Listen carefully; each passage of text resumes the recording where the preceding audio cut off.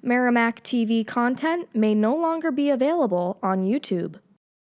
To continue watching our programs, please download the Merrimack TV app from your device's app store. Programs may also be available at merrimacktv.com. All right, good evening. We'll go ahead and start this meeting. If everyone could rise for the Pledge of Allegiance.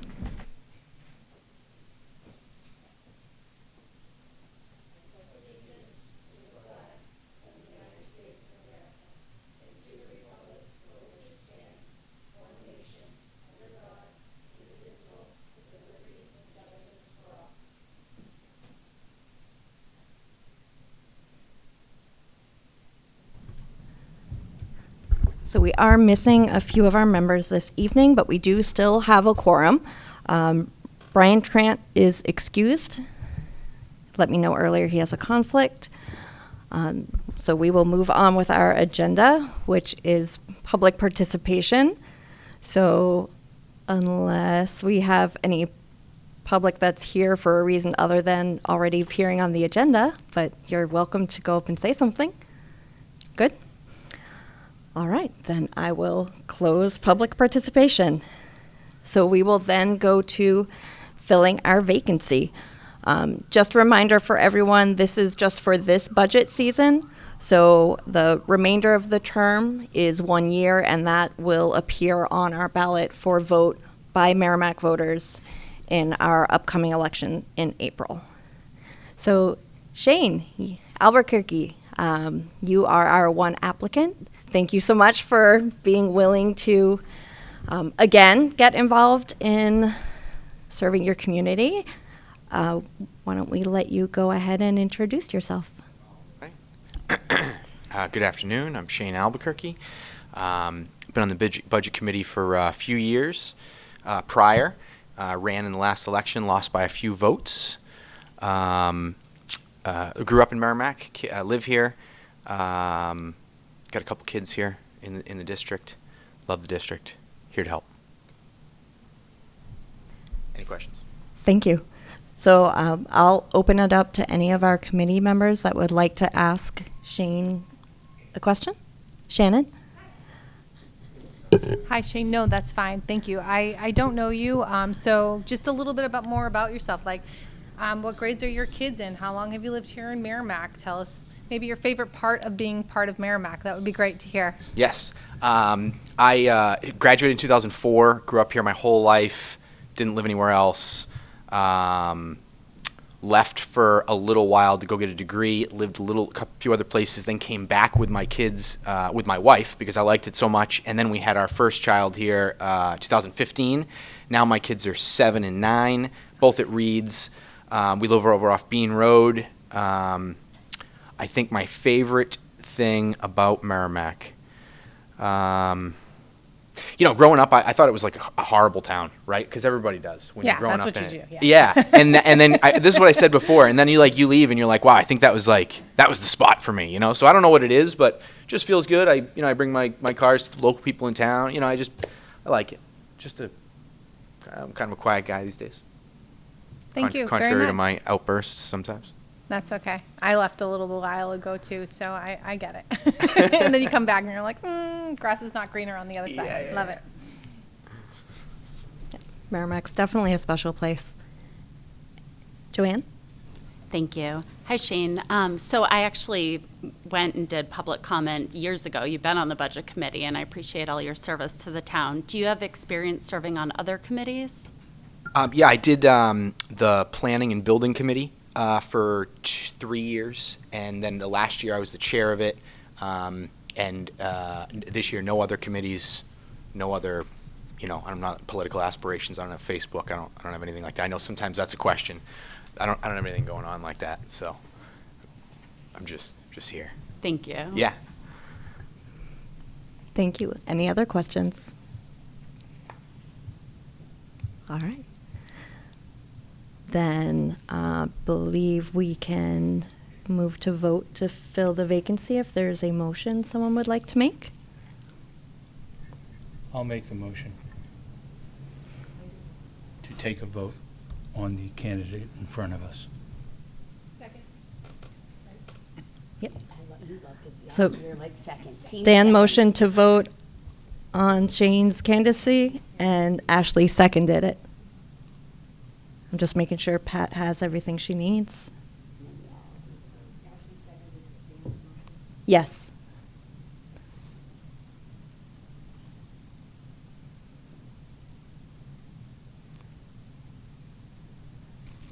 Let me know when you're ready, Pat. Do you want to call people individually?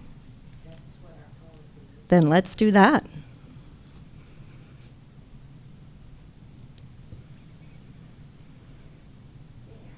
Yes.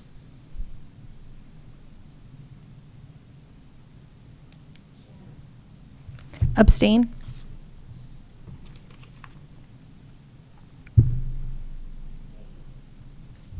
Yes.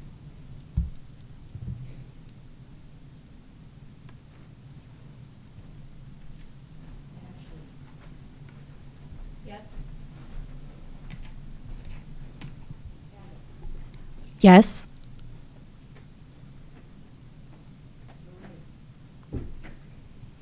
Abstain?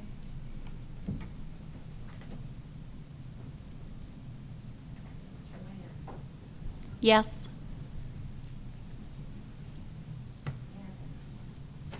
Abstain.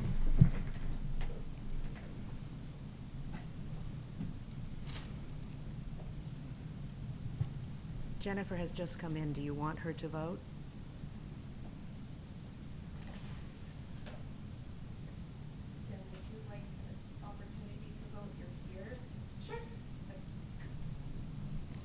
So, Pat, were you going to read Jen's name off next? If you want. Who's Yep, just gonna vote? absolutely. She's Jennifer. here, and she is certainly entitled to a vote. So we are voting on Shane Albuquerque's candidacy for the Budget Committee. So a vote of yes is to confirm him, no or abstain otherwise.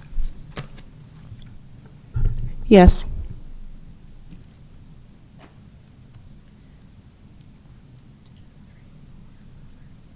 That's 6 yes and 3 abstentions. All right. Well, welcome aboard, Shane, again. So we will have a 5-minute recess so our newest member can get sworn in to the committee, and then we will reconvene.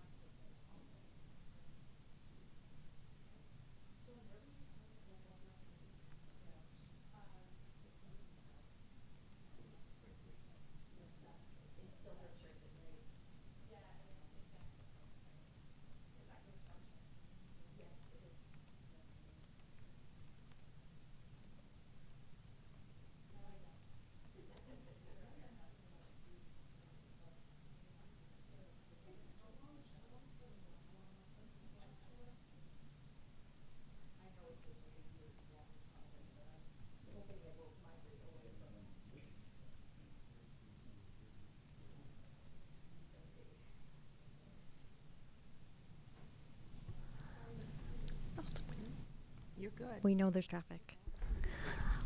All right, so I'll bring us back from our 5-minute recess and officially welcome Shane Albuquerque as our newest member, even though you're not completely new, but welcome.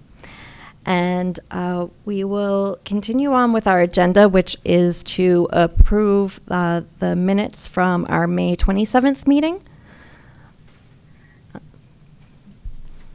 Does anyone have any comments or a motion? Shannon? Yep.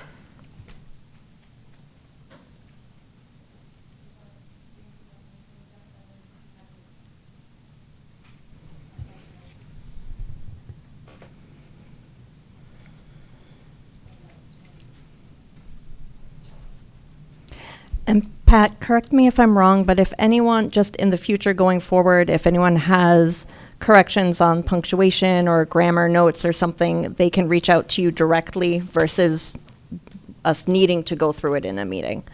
But totally fine. And if there are, that's okay. And if there are any corrections or additions anyone wants to make tonight, that's totally fine. But since a punctuation change or grammatical change wouldn't fundamentally alter what is recorded in the minutes, that's something that can be sent directly to Pat, and she'll update it for us for our meeting when we review. I make a motion to approve the minutes as written? As written, unless amended. I'll second them. Okay, so Caitlin made a motion to approve the minutes, seconded by Shannon. All those in favor of approving the minutes, raise your hand. 1, 2, 3, 4, 5, 6, 7, 8. I get 8. 8. Did all the new members get the minutes? Yes. Okay, thank you. So that's 8 in favor. Those opposed? Okay, 0 opposed. And any abstentions? 2. Okay. Did you get those all, Pat? Yep. Okay, great. Then moving on, we'll look at our upcoming meeting schedule. So I know sometimes what happens is we wind up getting a little backed up. So I think it's great that we are meeting early, that we'll get our policies and procedures in place. We have a full committee, which is terrific. And hopefully this will set us up for success when we actually get our budget binders, and we will be able to hit the ground running as a committee. So I'm really looking forward to digging into that. In your packets, there's a list of proposed meeting dates. So we will be holding a training, knowing that we have some brand new members, some newer members, and my thought is that we can make this training optional. So we do have some very seasoned committee members. The purpose of this training is to go over the statutes that govern this body for our roles and responsibilities, a bit on the process, and answer any questions that people have. All committee members and the public are welcome to attend, but if you've been through it before and you don't feel like you need the refresher, then my thought is we could make that optional for people. Shannon? Yeah, I do have a question for you. How do we go about adding, I just want to make sure that I clarify on how do we add agenda items? Yep, great question. So for any of our meetings, you can absolutely feel free to send me an email if there's particular items that you want covered. If there's items that people want covered during a particular meeting, you're certainly welcome to ask, and as we are as I'm able to, we'll try to fit them in, but we can certainly do that. Okay, so it's an email, or can we just ask for them to be added here, or do they need to be in an email? Just clarifying. Yeah, no, I appreciate the clarification. I would prefer an email just so that I have an idea of what's being requested to go over during the meeting, because when we run into more business, we'll have different time constraints and different visitors, so Right. we may or may not be able to accommodate it. But if something comes up at a meeting and you'd like to add it or propose that it be added, I would say certainly feel free. Okay, I'd just like to take this opportunity. I would love to take the opportunity to talk about electronic budgets being sent out by the SAU. So I would definitely send you an email, but also just know that's it's coming as an email as well. Thank you. Thank you. Appreciate it.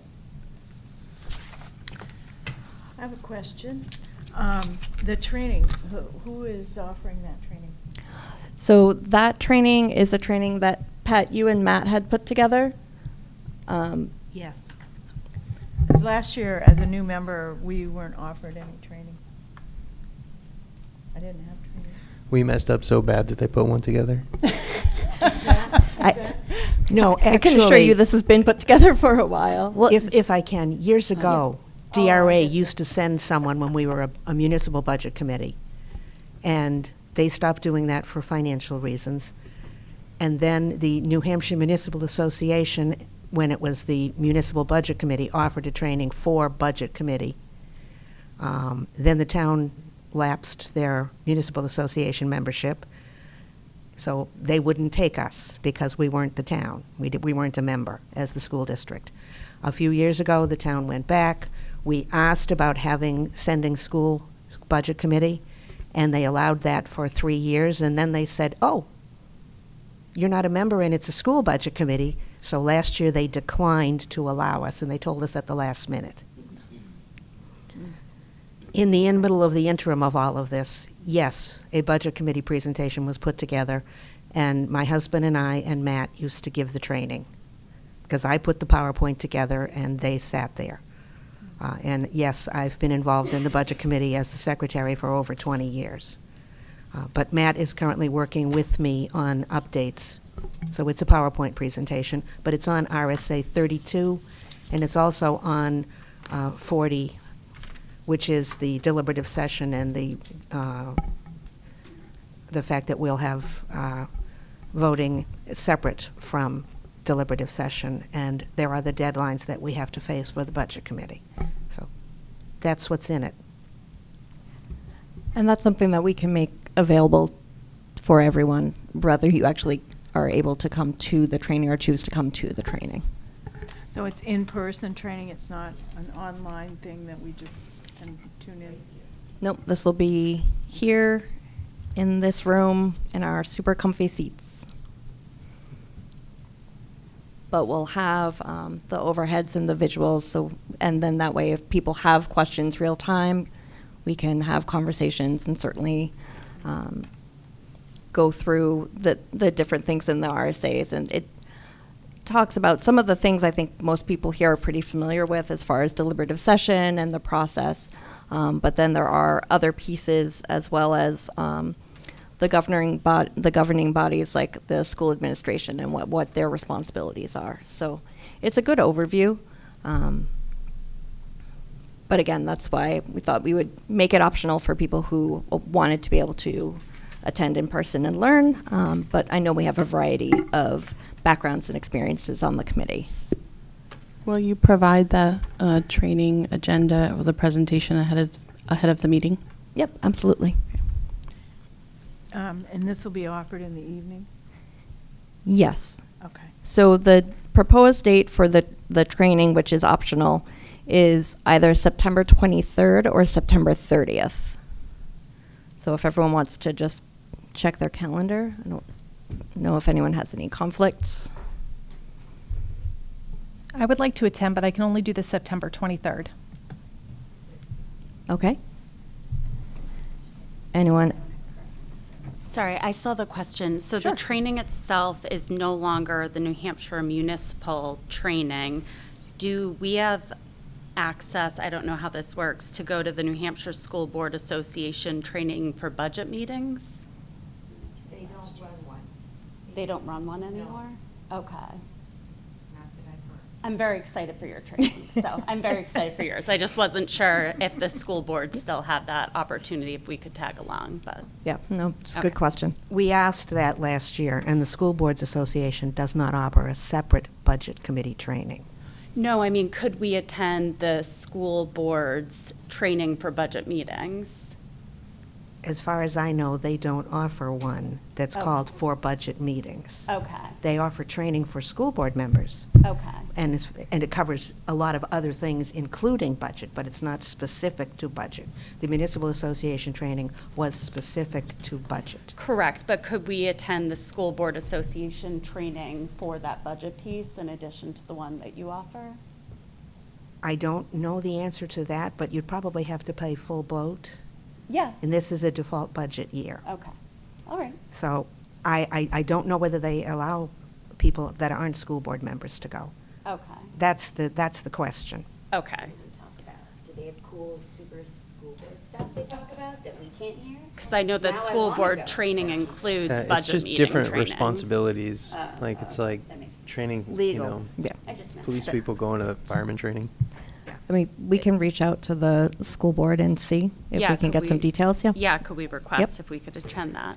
I think that would be helpful. I can look into that, and I will share that out with the committee. But as Pat said, I have a feeling it would be, you paying your own. If it's available, we would probably need to pay for ourselves individually since we are working on a default Do we know the budget. date of that meeting yet? Just so I can kind of schedule it, just in case we're allowed to go? I would not have looked into that, so no. Okay, I was just asking. They may if- have, they may have already had it Oh, okay. because school boards all started in the spring. All right. I just didn't want to be like next week and we're like all scrambling, so, okay, perfect. Well, traditionally, I will tell you that the municipal association training for new town council or town is usually in June or May. Oh, Because okay. they start right after they get elected. Thank you, I appreciate it. Budget committee is a later on training. Yeah, but the municipal one, I believe people that have attended in the past have expressed that it's primarily about town and water and not the budget, but that the Right. school board association training has a specific section on budget meetings. I'm sure it does. Yeah, so if we could see what the, I guess, time and cost commitment would be, and then That how would be great. work. Yeah, even just for next year, if we can get ourselves aligned with that, that would be great.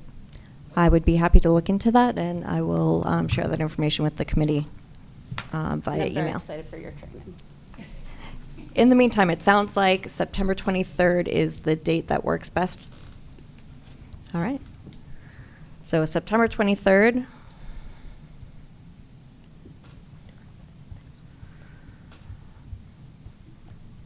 All right, and then if everyone could just take a look at the rest of the dates outlined here to see if we have any major conflicts. Right now, we don't have any training scheduled in November with the Thanksgiving holiday. I can see you're very sad about that, Dan. We don't actually really have, I'm flipping to the calendar right now. If I can, the reason that there are no Tuesday dates in November is the planning board meets here, the 1st and the 3rd, and this is a town meeting room, and they have preference over us. And we have made an agreement with cable, through cable and the town, that in January and February, we get this room. So we don't bother them the rest of the year. And then one of them is, it's the Tuesday of Thanksgiving week, and the other Tuesday is a holiday in November, so there's no Tuesday. Heather, I just had a quick Yes. question. Is it possibility if we do need that time, just to talk about like the budgets and things like that, are we able to use the high school? Absolutely. Okay, just wanted to make sure that was available and that was an option. Before you were on the committee, we used to meet at the high school. Yeah, I and think we like didn't our- have a problem. My first and last meeting Yes. over there was that And meeting. in fact- We decided we were going to be over here. And in fact, the last date in this is the last date for the public hearing on the budget, which happens to be February 17th. It's February 17th for the school and for the town. So we're going to be at the high school if we have to meet on February 17th. Sounds good, thank you. Yeah, and it's a great question. Even if this room isn't available, if we find that we need time to meet, we have other places that we can meet, whether it's in the high school cafeteria or even in the like APR at the upper elementary school. we can certainly set that up. So we can always revisit and add if we need to. Yeah, that's perfect. I just know that we have a new person. I know Shane's been here before, so he understands like we can use the high school, but just wanted to make transparency. Yep, perfect. Great. Thank you. Thank you. All right. So other than that, meeting dates look good going forward. Again, if we do need to make changes, we can do that. We're anticipating getting our budget books at the beginning of December. And that way we can, we'll talk about our liaison teams and the assignments and submitting those requests in October so that we can really hit the ground running in December. And we'll outline the rest of the year, but these are the dates to keep open on your calendar. I do have a question. January 13th, Yes. is that a scheduled day for a meeting? Pat, I'm going to ask you, is that that's one of the dates that we had? The 13th In the of past, January? in the past, the Budget Committee has had 2 meetings where it met with department heads, then a work session, and then the public hearing. We also run into a problem that we do not know when the school board will have finished its recommendation. If you want 3 sessions with department heads, we can do that. This just happens to be a year with an extra week in January. January 6th, if you wanted to meet then, you could. January 13th, at this point, happens to be the day after Martin Luther King Day, so the school board can't meet on the 13th. It can't meet on the 12th. They are scheduled for the 13th. They haven't decided whether they're changing that or not. I have suggested to them that maybe they could meet the week of the 6th, and the Budget Committee could have their recommendation and meet on the 13th. But if you want 3 work department reviews, we need one of those 2 dates. On the 6th or the 13th, when we meet with administration, certainly we could do, last year we did the SAU budget at that time. So that was the point of this discussion. How many department meetings do you want to have? If you want to have just 2, then we meet on the 20th and the 27th, and on January 6th, we could ask the school, that was when we're hoping the school board has their budget. Is that something they need to know today about the 13th or the 6th? Is that something we need to know? Is that something that we need to discuss today to like ferret out? Or I is- would like to post this budget on, this calendar on the website so that everybody has it now. That makes sense. But it's something we can discuss at a October meeting if you want. I just think from my own personal perspective is like we haven't even discussed like how we're going to have the discussion of liaison team assignments. Like last year was kind of new to many of us, and we were unsure of like what those meetings entailed. This year, I think the majority, and Shane has already been part of this. I think it's just Ashley. Sorry, Ashley, for calling you out. Oh, and No, and Joanne. I'm so sorry. Just there's the 2 that have never had the liaison assignments. So just curious about that. And I can reach out to the school board as well to see, like, if they were able to meet on the 6th, and then that would make Actually, that's happened in the office. in the office. They're working on it in the office. Okay. Yes. All right. I would like to speak in favor of having 3 meetings devoted to department reviews. It seems to me that last year. Oh, it is, but I just don't. Oh, I'm not close enough, probably. Sorry. I'd like to speak in favor of having 3 meetings devoted to department reviews. It seems to me that last year, it might have been the last meeting, the second one, but there was one of them that went well over 4 hours. And it seems like maybe that was the one with student services, and there were 2 other budgets we were considering at that time. And it seems like maybe it would be better to like divide it a little more and be able to devote more time. Late meetings are definitely hard from attention span standpoints too, so thank you for sharing. Any other discussion regarding the number of meetings with the department head specifically? I would agree with Marie that having that, and even if we like had one meeting that we got to end early, like that would be kind of cool. Like, you know, I mean, it doesn't have to happen, but like I think that splitting it up so we're not having one that feels that is going to be, we knew that one was going to be really long because it was a lot of like the meat and potato, you know, like it's the things that we really look at.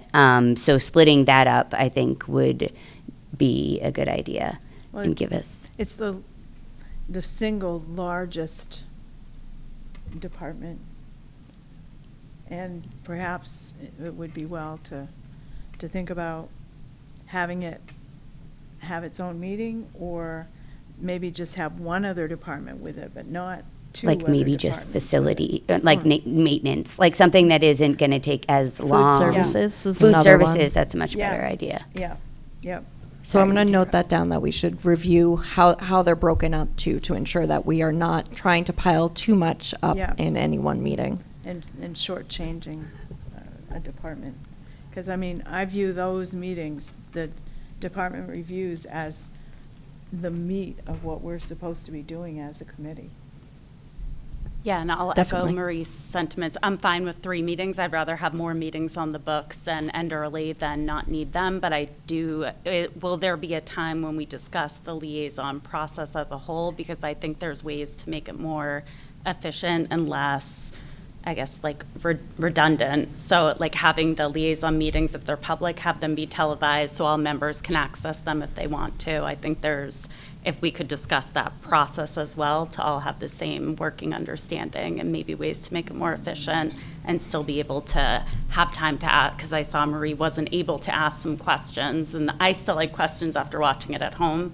So I think if we could discuss the process itself, that would be helpful, but I'm fine with 3 dates. So definitely, that's something that we have marked down for October to discuss how everything will work. Get everyone's preferences for their liaison teams and go from there. I Jen, think I Jen know had you a had question your hand first. up. Yeah, I was just going to. I'd also like to add that last year I was hoping that we could try a strategy of doing a work session on that department at that meeting, because I have found over the years of being on this committee that by the time you get to the 4th meeting of January, it can be difficult to recall or read from your notes what you learned from a department head 3 meetings ago. So due to the timing of our meetings last year, we really didn't fit that in, but I would recommend that we try to do that again.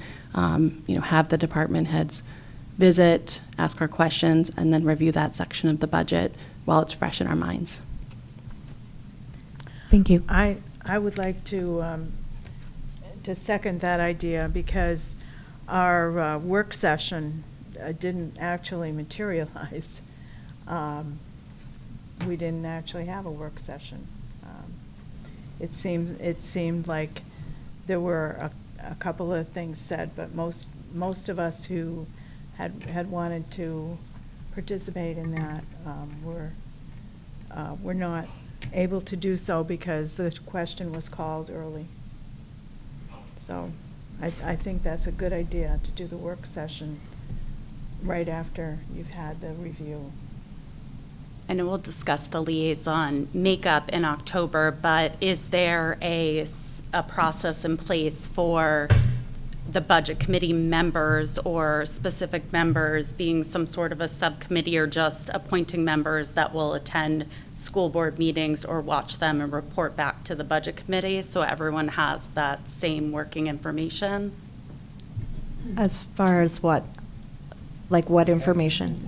Liaison on this committee. Okay, so is they true. report back what budget. Wasn't here tonight. So, but that would be, they're the ones that are tasked with recapping the budget school board meetings where they interview department heads?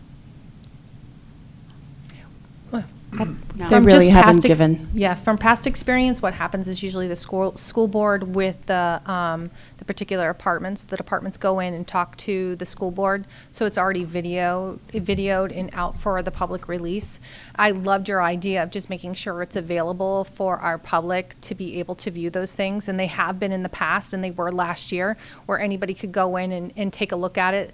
Merrimack TV was great about getting it out and in front of people before our next school board budget committee. So that is a yes to you. I would think that they will continue doing that, and I love that. So I would echo that, and that's what I was going to say when I raised my hand. I agree with Joanne that we need to continue doing that with Merrimack TV, where the liaisons come and present in front of the school board, but I don't think the liaisons, and this will be a discussion that we can have in October, we don't need to come in and do that again here at the school board budget committee, that it is our responsibility on our own time to make sure that we review that video or come prepared. And that's what we did last year, but we just still didn't have enough time because they were presenting the same thing that has already been done. I hope that answers your question, Joanne. Yeah, so each member watches it on live or on Merrimack TV prior to the budget Right. meeting where that's presented. No, Okay. I thought that was a great idea, and we have done that. We were all doing that in some fashion. Some of us sat in the audience. You might have seen some of us, maybe not. I don't know. Sorry, Merrimack TV, I don't watch myself. I try to avoid that. But I think it will give us an opportunity to talk more about the meat and potatoes of the budget. And then the department heads present twice, or? Nope, so they'll only do it at the school. What I would love to see is just them present it to the school board. It's the same thing that they're gonna present to us. There's gonna be no flashy anything extra. It's the same thing that they're presenting, exact same thing. Same slideshow, same conversations. They'll just sit in front of us, I'm hoping, and just answer questions that we have. Okay, yeah, thank you. So just to clarify, 2 years ago, the administration would do the same exact presentation for the school board and then come to the budget committee meetings and reiterate the same thing. Last year, we tried to create more time in our meeting schedules by, I was encouraging every member to attend or watch the school board meetings.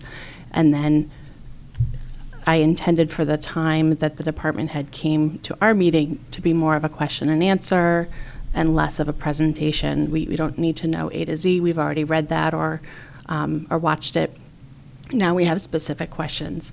So that seemed to be a time saver. And I'd like to see us do that again if the committee agrees. Yeah, I think that was a good idea for saving time. They've done the presentation. I certainly encourage all the members and our public too to follow along with those meetings. You can watch them at home on your couch, which I'll guarantee you is more comfortable than these seats, but these seats are front row, so I mean, clearly it's a hot commodity right now. But yes, I think what we want to do is we want to maximize our ability to work together as a committee, to ask questions of the department heads, and to be respectful of their time so that we're using all the efforts that we have in the most efficient way possible. So whether or not there's like a formal recap, I think you had mentioned initially, maybe our school board liaison can give us some highlights, but hopefully everyone will come prepared to the meetings having already reviewed what's been presented. And I think building in more not more, but just having those 3 meetings will be helpful if there's snow that way. But Merrimack TV, they were like 24 hours. The meetings were up next morning. Yeah. Shout out to Merrimack TV Shout for out to sure. Merrimack TV. Getting if you want your everything- coffee with a school board meeting in the morning, it's there for you. Yep, absolutely. Jen? Last year, I also discovered citizenportal.ai, which is an AI app that basically takes the recordings of municipal and school board meetings and runs them through AI. So you can get a summary, and there you can click on the chapter for each agenda item. It's much faster than sitting and watching a 3-hour meeting. So if you're a fan of AI or a fan of just reading through the transcript, that's also a good option. Can you repeat that? Citizenportal.ai. And then you register with an account and you put in your town, your zip code, what you're interested in seeing, and it will send you emails for planning board and school board, whenever there's a meeting, it will send you an update. That's excellent. Yeah. Have you found that to be like fairly accurate? Because if it is, that's terrific. Fairly accurate, yeah. Okay, great. Thank you for sharing. I'm committed to watching the full meetings. That's my penance. While I do laundry, I listen to them. But you said it gives you a transcript. So if you read faster than you listen, you could read the transcript of the meeting. It gives you a transcript, and it also gives you timestamps when certain agenda items are being discussed. So if you're like, I just want to read about the new playground they're talking about, you can go right to that part in the video. Oh, You that's just go to 21 minutes and 3 seconds, and boom. Thank you. Pro tip. All right. Anything else regarding our meeting schedule? So it sounds like most of us are in favor of having 3 separate meetings with the department heads. We'll look at how those are broken up, and we will, Joanne, make sure that everyone is set up for the liaison teams and has had an opportunity, hopefully, to catch up on the school board presentations so that we can use our time efficiently to really get into the work that we have ahead of us. I have a totally random question. Sure. I don't know why this popped into my head while you were saying that. I guess I was imagining the work session, but so there's this new legislation that passed that says that school districts have to post some certain statistics about the budget and changes over time. I think it was a 5-year trend or something. There's new legislation that says that these things have to get posted in a public place prior to the deliberative session. Is that our responsibility to make sure that that happens? And would it make sense? And I guess I was going to say also so when the voters go to vote, that's the context that they're going to be voting in. There's new legislation about what they need to be shown, what has to be publicly posted. So does it make sense as we have our discussion to look at what the voters will be looking at to kind of align the context of the conversation? So I think that's a great question. I think we'll have to look into the legislation and when it goes into effect. Yeah, it's effective this year. It passed last year. Do you know what? The number? Yeah. I can try to look it up. Okay. Anything that's passed that's in effect, obviously, we'll make sure, I would imagine Matt would be taking care of. That's a school district responsibility, Yeah. so that happens down at. Yeah, so they'll take care of that, They'll but it take is care good of it. context to Okay, have. thanks. So will that information also be part of the administrative review for everybody? I can't answer what the administration Okay. is doing, but I know that they are aware of whatever laws they have to be following, and they're Awesome. and they post. So we should just be requesting that. I mean, Yeah, Heather, and- you could request that and Mhm. share it with the committee at an upcoming meeting. Yep, any additional content that the committee is looking for, we can certainly vote on it, and we can request from administration, and they will provide that. It's certainly good context to have if that's what voters are looking at, in addition to what we present to them at deliberative session. Not everyone attends or watches the deliberative session, so, we do want to make sure that we can get that story out. So I will look into that, but like Pat said, I believe the district takes care of that, so. Heather, I think that would be really interesting to find out. Whatever you find out, if you could send it to all of us or just talk about it at the next meeting, that would be great. Absolutely. Thank you. Any of the notes that I take as far as follow-up, I will follow up either in email or during our next meeting as well. I take lots of notes. Yeah, thank you for bringing that up. All right, anything else regarding the meeting schedule? Okay. Just one thing occurs to me, because I see that the February 17th, has a snow date, but the other meetings don't have a snow date listed. They all will have snow dates. It says at the top of the schedule that the snow dates are Friday Oh, gotcha, in sorry. January and February. My mistake, sorry. Yeah, no, that's okay, Marie. And the 17th is called out specifically as that date because that is the last date that we have to hold our public hearing. So it has to be done by that date. which is why we're going to plan to hold it on the 10th, and hopefully the weather works with us and we can hold it on the 10th, but if not. And if not, that one will be at the high school because the town council will be here. I think I found it. I think it's RSA 189:76. I think that's the new revised statute that Anthony's referring to. It talks about, I don't know, AI is just telling me it outlines the requirements for mandatory reporting of school expenses, including average cost per pupil, average teacher salaries, top administrator salaries, et cetera, et cetera. Okay. So, and it must be posted in at least 3 appropriate places, 2 of which must be online, et cetera, et cetera. So, Yeah. Thank you. That'll be a Matt thing.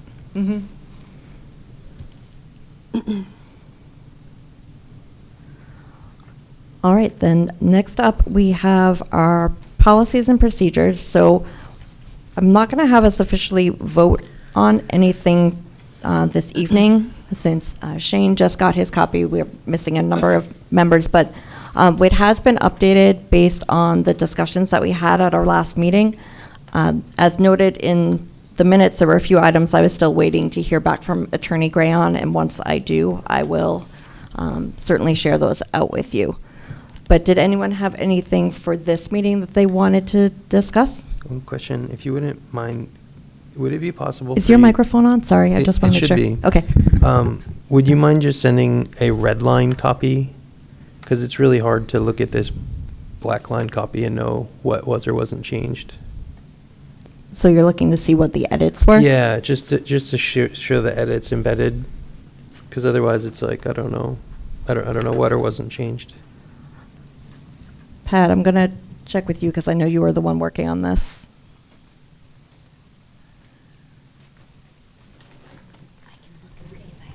Were there changes besides what was voted on at the last meeting? So let me see if I can pull up the one. Going forward, we can definitely do that to make it easier. And I Or can maybe just email it out to us or something.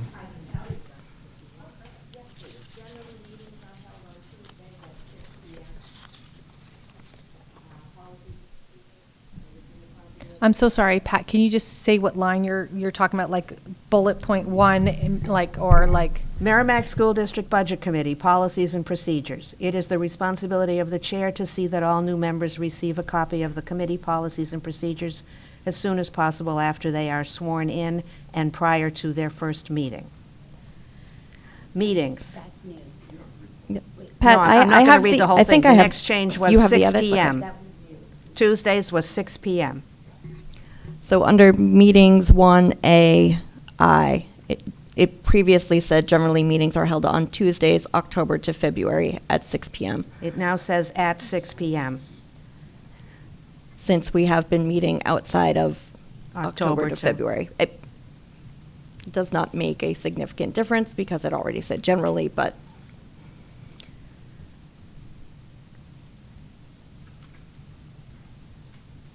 And we used to meet at 7, right? Not at 6. But Correct. it changed to 6. correct.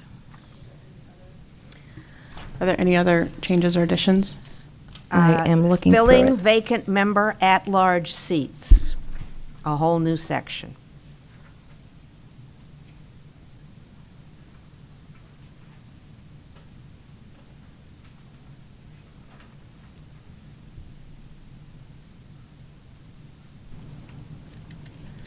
Also, Section 5F is new.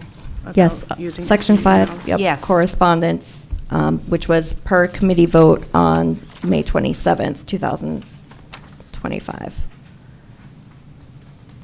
So that was our committee vote that we will all use our assigned SAU email addresses that are managed by the district that will be used for committee correspondence.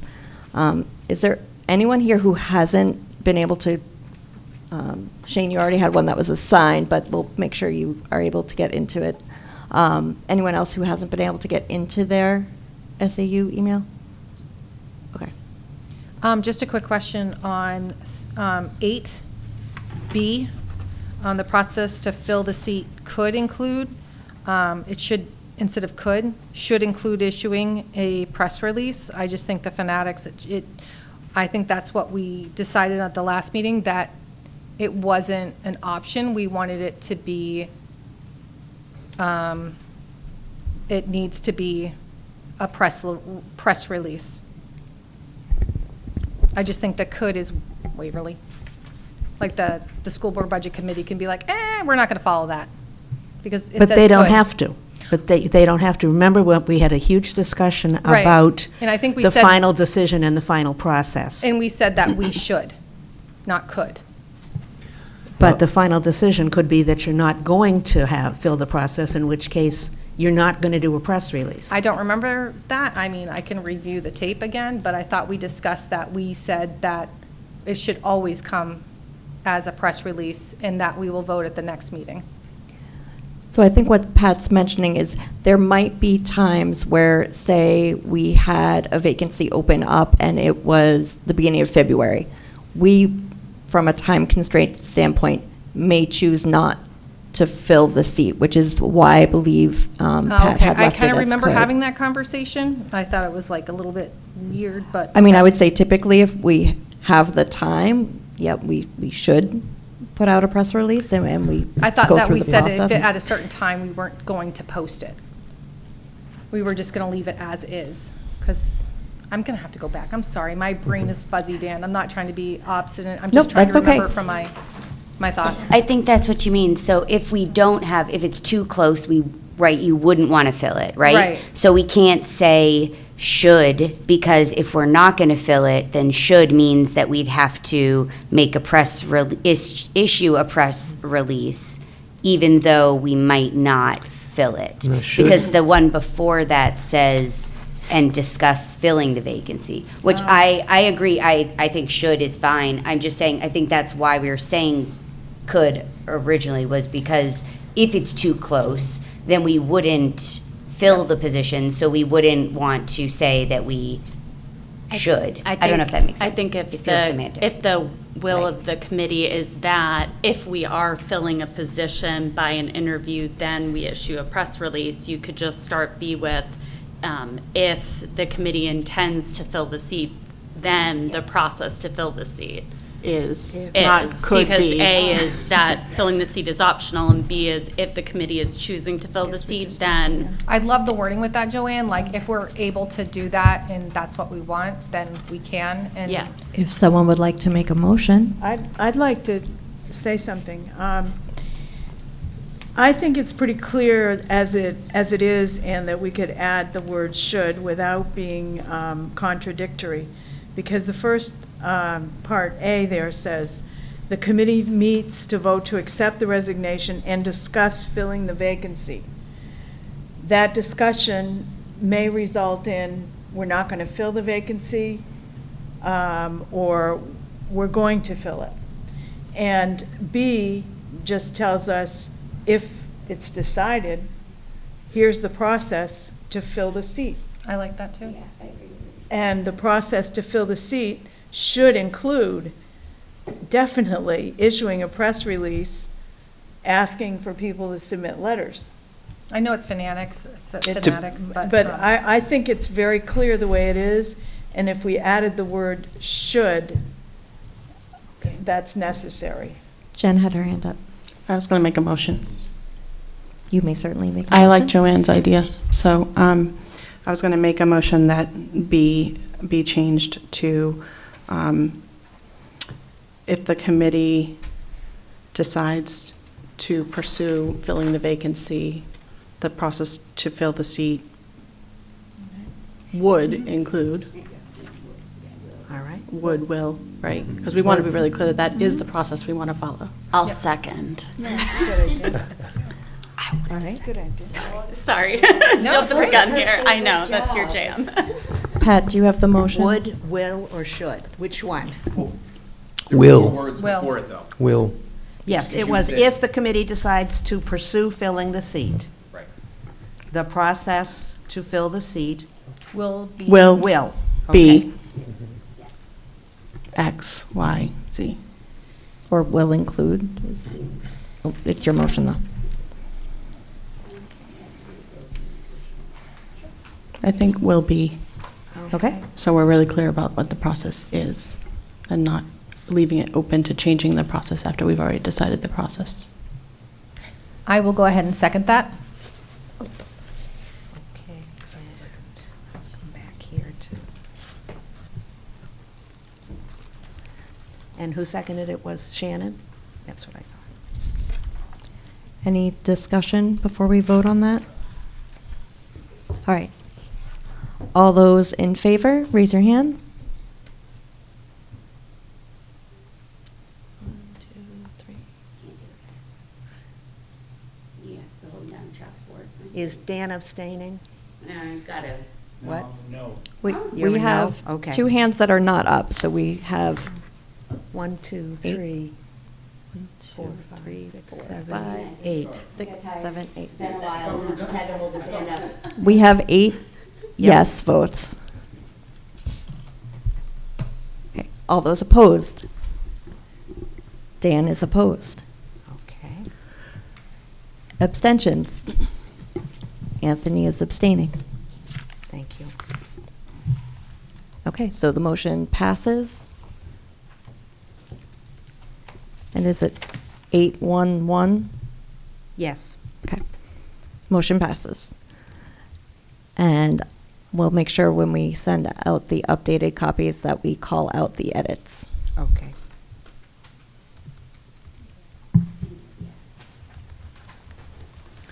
So I guess a clarifying question, the thing about the emails, your intent there was to make it so that in perpetuity, all future budget committees all have to use SAU emails. That's not like a this year thing. You wanted to like put that into perpetuity? But that's what the committee voted on, so that's where we put it for the policies. The committee can choose to vote to change that, but as for now, yes. What it does is it presents an archive, so when you get a right to know thing, it's already collected there, so we don't have to go back into our personal emails and do that. And as part of the right to know, I just wanted to share publicly that we did have a committee member who had concerns about their individual personal email being very close to the SAU email that was assigned. But ultimately, we are asking our committee members to stay with the assigned email addresses that were designated by the district's IT department for the reason of consistency and transparency, and that it is their domain and they are responsible for it. So we will adhere to their rules. It's something I just wanted to bring up in our public meeting because although there are exceptions for members of the community to not have information brought up in public meetings, we are all elected public officials, so it does have to be disclosed from a transparency and right to know standpoint. So I just wanted to share that out, but I believe everything has been resolved, and if you are continuing to have any issues, anyone on the committee, or Shane, if you have difficulties setting up, I know Brendan has been terrific reaching out and helping people troubleshoot, so please let me know if you have any other concerns. But hopefully that will make things easier if we have any right to know requests moving forward. Yeah, there was also an issue last year where a bunch of personal email addresses got posted on the school website without permission, and this will help mitigate that from happening again. Definitely, and the email address that'll be on the website too is going to be for all of our committee members to receive the emails and the correspondence, because everyone on the committee should be aware of, what the public is contacting us about. So that'll give us an opportunity for everyone to see that, and then between Pat and myself, we can make sure that the emails are acknowledged as well. Can you say that again? Yep. So the email for the public, if they want to contact the budget committee, they can figure out what any of our individual ones are too, and they can certainly contact us individually. But it's an email that will be forwarded to each committee member so that you'll have an opportunity to see correspondence that the public is sending Are in. you saying that there's a committee email, but it auto forwards to everybody so they can see what people say? Is that what you're saying? Yes, that's what she's saying. The generic Okay. email, because it's SAU format, can now be forwarded to everybody. Oh, really? Because I couldn't set up forwarding to myself. I think that's because it was outside of the Okay. SAU. It's But set up I'll on also the- say, I don't know who decided that or if it's a good idea. And I say that only because, as you probably know, there can be some really like partisan and savage political things that happen. There were even sitting members of this committee last year who on Facebook asked people from the community, even beyond Merrimack, to please write in to like browbeat a committee member. Like, I have a picture of the post. And so if hate mail comes in, I don't think it's appropriate for that to get auto-forwarded to everyone. I think it's appropriate for the chair to screen that and share things that make sense to share. Yeah, but it might be appropriate for the people who have the right to know to see that you're getting that kind of thing and maybe stop it somehow. But my point is that if everyone has to, if hate mail's coming in, I don't think everybody should get it distributed to them. That's a good way to ruin your morning coffee. So maybe consider screening that and sending messages as appropriate. So I think we can definitely visit that if it becomes a problem. I certainly hope that there wouldn't be, just arbitrarily, whether it was politically motivated or any other motivation that is malicious in intent, to attack any member here who has volunteered their time to serve our community. But if it does appear to be an issue, I will certainly revisit that as the chair and ensure It that happened last year, and if you want pictures or anything, I can send you posts from online from people on this committee that participated in it. I'm hopeful that this year we will have less of that. And if it does become an issue, absolutely, please feel free to bring it to my attention, but I will probably already be aware of it and we'll make sure that it's addressed. Thank you. Yes, Shane. I just want to, on that, I appreciate the transparency, because I know over the years, some stuff has come in from the public, and it's great to, like, even the crazy ones that have questions to ask, it really is good to see where people's minds are at. I haven't seen any of the insults or anything like that, so I don't even have Facebook, so I wouldn't know, but I get that, but maybe if we see it, then we cut it off, but I really appreciate the transparency. Thank you. Question just for fanatics. Last year it was posted our personal email addresses. That won't happen this year, correct? Correct. It'll just be the SAU. It'll just be the SAU email address list. I'm stealing yours, Dan, sorry. That we just passed out. That's meant for us internally, for our correspondence. I mean, it is not hard for anyone to figure out what your assigned SAU No, it was definitely email is. posted, so that's why I was Right. asking. Yeah, Yep. okay. Nothing that ever came to me, Mhm. but I just wanted to make sure, because I was just like, great, more And spam mail. I would certainly hope if, any of us are getting individual correspondence with concerns about any area, that it would be brought up with the committee and shared too. But Okay. the goal of the generic email is for that transparency for everyone. Because I noticed that on Facebook last year, my personal email was broadcasted, so that's why I ask. Yep. Nope, valid question. What is the process if, say, we get an email at our SAU email about anything? Do we CC the chair or forward it to you? How do we ensure that's transparent? So if they're reaching out to one member, that all members have access to that information? I mean, that's something we can certainly discuss as a committee if people have particular opinions. I know I myself would like to be aware of any communications. I think the point was made last year by, I believe, a member on this committee, although I can't remember exactly who, to give them credit, but it was said that, we all represent different segments of our community and perspectives and points of view.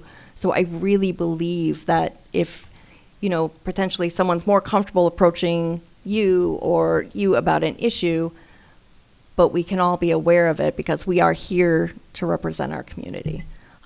So I'll open that up for discussion. My personal preference would be that it does get shared with the committee. It is public information anyway, but I will let our members weigh in.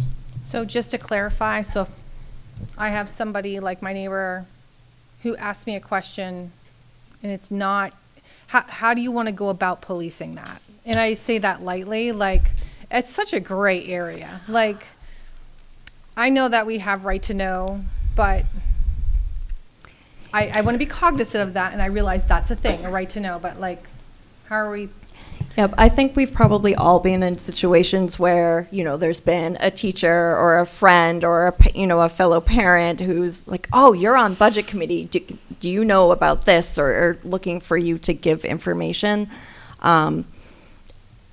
For me, I feel like if it's just a general informational request, then it's not so much the community voicing like a concern. Yeah. But if it's someone saying, oh, I'm really worried about the way money is or isn't being spent on A, which is specifically our role and our responsibility to look at, I think that would be something that would be really valuable for the committee to know. So then, like, suggesting to them, I think that's a great question. You need to be going to our SAU email address and posting that so everybody can view it. I think that would be a great approach, and just trying to get some wording around it. Yep, just absolutely. Because I don't want people being like, well, I saw you having a discussion. I'm like, come on, really? Thank you. So what has worked well in the past is that community inquiries are sent to, that email address goes directly to the chair, and then the chair can forward it to the committee, and should forward it to the committee so that the committee is aware. But it only goes to the chair. That way the chair is the only person responding. I have a concern that if we all receive an auto-forwarded email, are 2 or 3 people from the committee going to respond? You know what I mean? It opens us up for some problematic things regarding, I think the chair is the voice of the committee and therefore should be responding on behalf of the committee. And I don't want us to end up in a situation where individuals respond either to the same message or with a different response to the same question. I just think it's problematic. So I would recommend we go with what we've always done, which has been for the chair to receive those emails and then forward them to the committee. I'd like to say something. Ashley? I don't think it's an issue to have the email forwarded to everyone. Just for transparency's sake, we can have a process that says only the chair or co-chair can respond, especially if it's just a general inquiry to the committee, just because that's been a major complaint from the community is where's the transparency in the budget? Where's all this stuff? So also, why shouldn't it be transparent, that communication that's sent to the budget committee for us? And along that same line, what information does our website have on it for budget committee? Does it just have information and meeting, like our information and meeting dates, or does it have like summarized meeting minutes or just, general knowledge? Because I think it's a barrier for a lot of working families in town to be able to even find an hour or 2 hours or however long to watch the meetings. And like, I didn't even know that budget committee was a thing until earlier this year. Whenever I went to my first meeting here, and I'd wager that's a common theme. So anything we can do to get more participation from the community and kind of beef up our tech, I'm happy to help out with that. Yeah, so I think they're valid points and common themes from what you both said. So Jen, I definitely agree that having everyone respond would be problematic. I think having the auto forward just eliminates the additional step of me just forwarding out an email to everyone. But I do think if there's a practice in place that either I will respond, Dan has just said he does not want the vice chair to have responsibility to respond. I can, but you won't like it. Okay, is that I will respond, or if it's a certain situation, Pat can respond. But that way, it just automatically happens. You can all know that if something comes into the general email, everyone will see that. I have a follow-up question to that, only because my brain is spinning, and I apologize for that. So a member of our community emails the committee. It gets sent to all of us. You then respond. is it then right to know once we send it out to all of us and saying, hey, who's responding to this? How did you respond to it? And then all of a sudden we have more people chiming in on the back end of an email, that's a right to know, right? Yes, if that was to happen, then we would need to discuss it at the next meeting. So then we just don't email, we discuss it at the next meeting. I just want to make sure we're clear that all of a sudden we don't get like like everybody like, hey, what's this about? Like, give me more information. And then we have, I'm sorry, like whoever, and then somebody else chimes in, and then somebody else, and then it populates a whole discussion. It can get really... Email chains can get out of control. Yeah. They We can. shouldn't be chiming in on email at all. That's the Okay. purpose of the don't BCC, to BCC any recipients. Okay. And again, so that, for me, that goes back to, I think there should be one recipient of the email responding and then forwarding it to the rest of the committee. If we have a policy where only the chair responds or designates someone to respond because they have more knowledge on the subject, then I don't see what the issue is with everybody receiving the email so that they have the information. No, my problem is, it's a great question that you bring up, is that on the back end, Ashley, that all of a sudden we start CCing each other.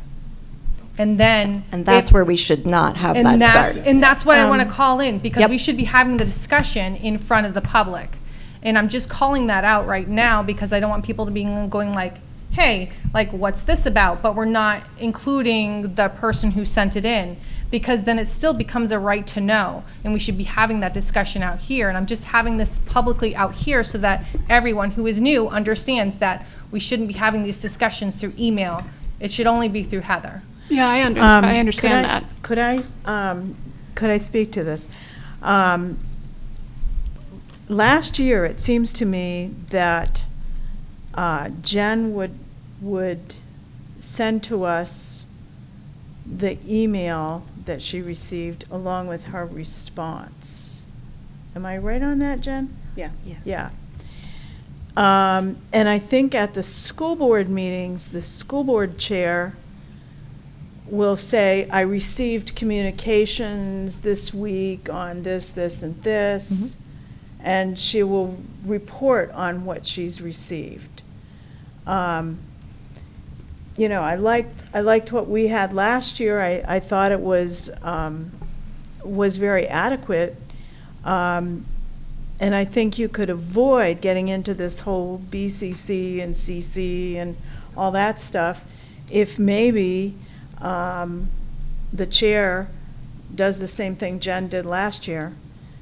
And then in our packet for the meeting, we have copies of the email. Okay, thank you. Caitlin? I was just going to say, I think in the school board meetings, it's not just the chair, but everybody says if they've had any communications, like every person. So I think that prevents you're them right. from responding, like you're saying, like so that they can be like, I got an email, like, you know, I had parents concerned about, you know, that were concerned about how hot it is, and then I had, you know, like, I don't know, whatever else. And then they all go around saying that, and that kind of keeps them from sending those emails back and forth. I think you're right. I agree, yeah. So I'm just going to jump in. Ashley, you had a question as far as what was listed on our SAU website for the budget committee. So on the main page, and if you do have to look at the full site, because otherwise on your phone you'll get the mini site option and you don't see as much, it has the generic budget committee email. It has a list of all the current committee members and when our terms expire. On the full website, you also have the option to get the committee meetings minutes and liaison team meeting minutes and previous year's meeting minutes. So that is the extent of the information that is on the site at this point. And the vacant space will be updated with Shane's information. And just to add one more thing, I know, to your point, Ashley, a lot of times folks in the community are looking for the budget and information about what the line items of the budget are. And it's tucked away in the finance section of the website. It's not actually on the budget committee's section at all. It's only posted as a PDF, and it's like posted in landscape version sideways. So people get really frustrated. I agree with you, Ashley. People get really frustrated that they don't have access to the information that they seek. Perhaps we should post that on the budget committee's page, since that's where people tend to want to go to look for it. We also had a request for a digital copy of the budget. So we can talk a little bit more about what that means, but I think people are clamoring for something that's readable and that they can evaluate the line items that they're interested in. And the PDF version that's out there is not suitable. It needs to be Excel or a PDF of the Excel. I don't know exactly, but it needs to be something more meaningful for folks in the interest of transparency. Yeah, it'd be great to have an easily formatted large budget, but then also maybe also like a summary or any more easily digestible version of it, kind of just high level overview. Yeah. So I'm a with common, I was just going to say, a common theme that I'm hearing now, and I think I've heard last year, and I think it's very consistent, is the need, I'm not going to say for transparency, because all the information is available, right? It's there, but It's not not. in, It's not in. It's not easy- readily available. It is available. Right, okay. It is publicly available per statute. Okay, We it's not need readily, to adhere okay. to that. Okay. However, I will wholeheartedly agree that for someone who certainly has not sat on this committee, it would be very difficult to go through, that PDF that you're switching, landscaping. It is not very accessible or user-friendly for the public. One thing that I personally have as a goal is I would like us to think about as a committee what ways we can share information with the public that makes it more accessible. So that's not something I necessarily want to open tonight, because I want to make sure all of our members can weigh in. But there are a lot of options. We need to be, cognizant of right to know and make sure that we are, sharing information. That's what we would be doing. It's not opinions, it's not speculation, but it needs to be accessible, because the point's been made. Most people, they're not going to come here and listen to our meetings, and it's hard to watch them at home. The AI idea is great for a lot of people too, but it's still a lot to digest. So I would love for us to, in an upcoming session, kind of brainstorm what can we do in a meaningful way for the public to have access to the information in a way that is easy to understand and digest. Yeah, Ashley? absolutely. Oh, Anthony, I'll give you just a minute. One of the questions that I was going to ask that I kind of already asked, but are we allowed to make changes to our committee's webpage? Huh? Pat's head just popped up. Like what changes? What are you looking to do? Because we don't do the Post an format. Excel version of the budget on it. Just add more information, add a link to the citizenportal.ai that way whenever people come to our website, they can have useful bits of information.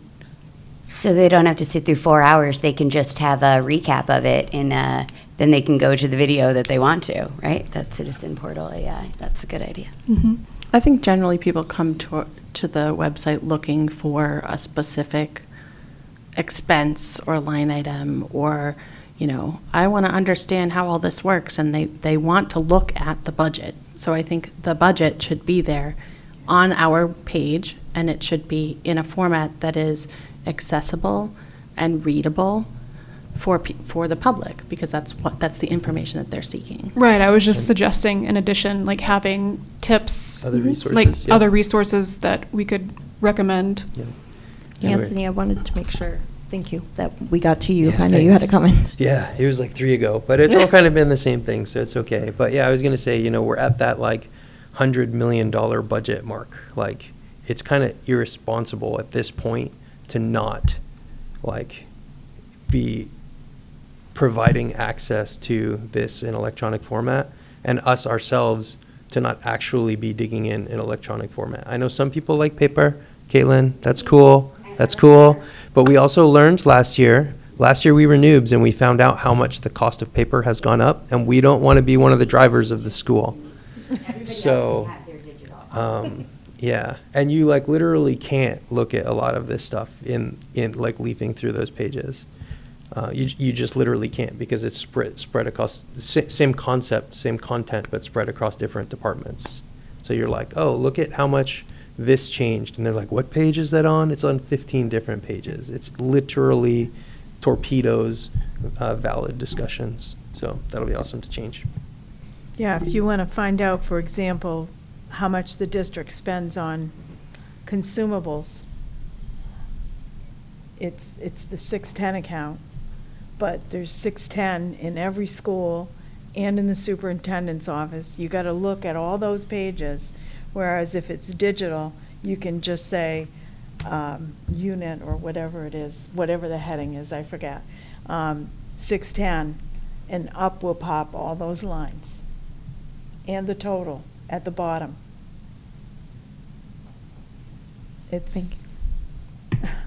I know what you're saying. There a are definitely time a saver for lot sure. of different pieces that you have to look at to really configure the whole picture. And even when you're used to looking through the books, it takes You a lot weren't of actually time. here last year, Heather. Did you ever see the electronic version that we had as a committee of the budget? I saw what was posted on the site, so.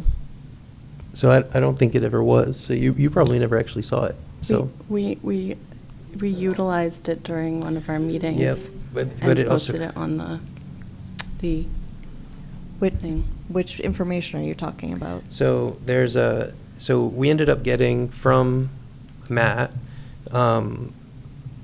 Excel sheets that had like 6 years of history. And then I stitched it together, I believe, into That's why.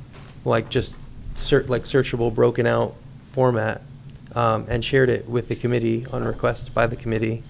And for a lot of us, it was really, really helpful to kind of like dig in. And then I think it didn't get like, I don't know, towards the end, I think people thought it wasn't like officially blessed or something. I don't really know exactly what the concern was. But we can change that, because if we all value transparency, we all want the community to have access to information.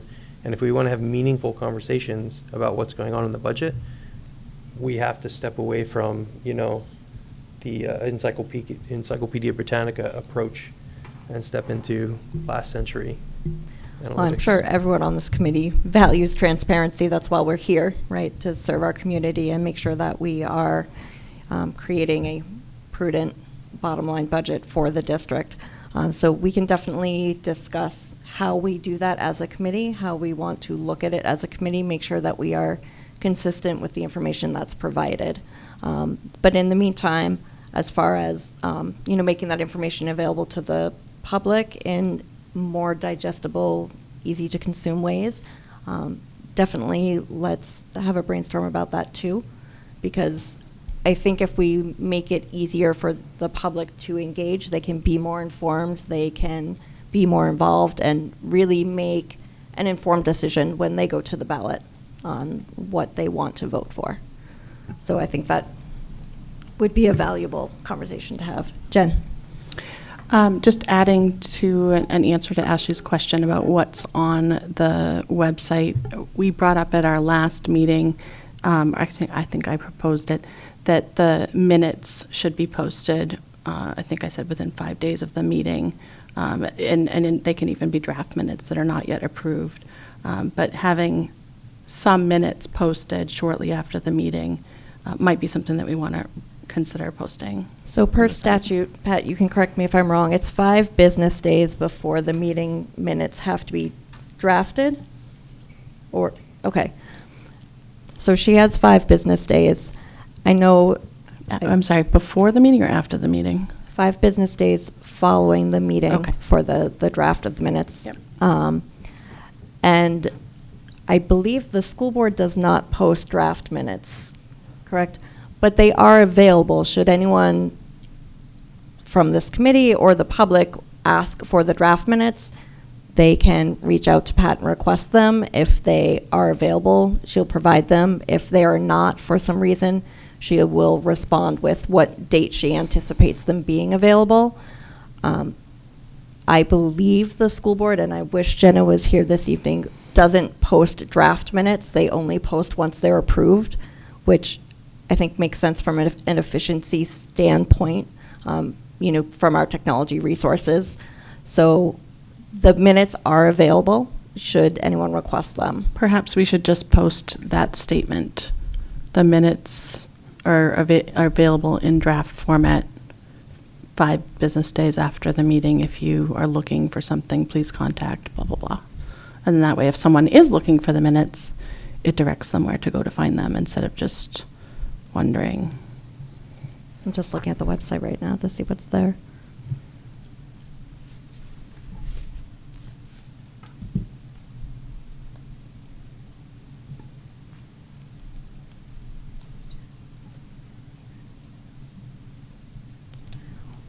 Are we allowed to make changes to it ourselves, or do we have to go through IT?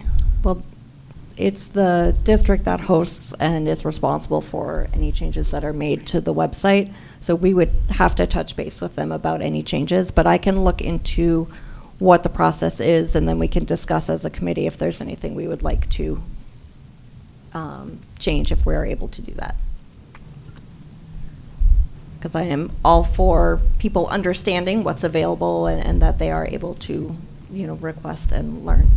I just had a question because I know Shannon had brought up at the beginning of the meeting an electronic budget being sent out by the SAU and discussing that at a future meeting. And a few people, is that something that exists now, or is that something we're requesting, or are we waiting to the future to discuss it? I can let you know that last year, I believe Anthony talked about it. He sent out a 6-year Excel spreadsheet just to the board.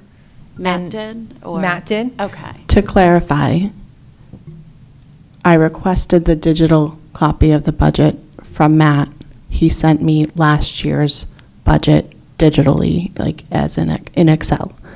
I already had the previous 5 years of the budget. Thank you. From having been on the budget committee the year before, at which point that was provided. So I had those 2 things. I sent them out to the committee. Anthony used his Excel wizard skills to append last year's budget info to the previous 5 years, which gave us a 6-year view. So was Shannon requesting that we get the electronic version? Is that? So, what I was requesting was something very similar exactly what Anthony said. Just so that we can look back, be like, this was last year, these were the previous years. And we talked about what COVID did and how it affected. It was a great conversation that we had at our liaison meetings, but then we were able to look and see the differences of what was happening. It was just a nice, okay. It was just a nice explanation of when we went to the liaison meetings, why did this go up 25%? Well, because paper went up exponentially because of COVID.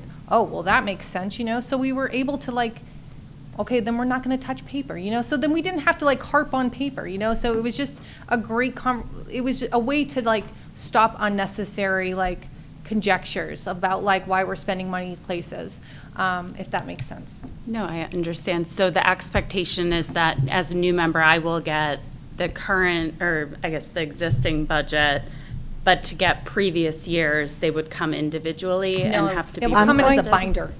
So I'm just going to jump in. Go ahead. Because I think we all recognize that there's value on having an electronic version. Some people prefer paper.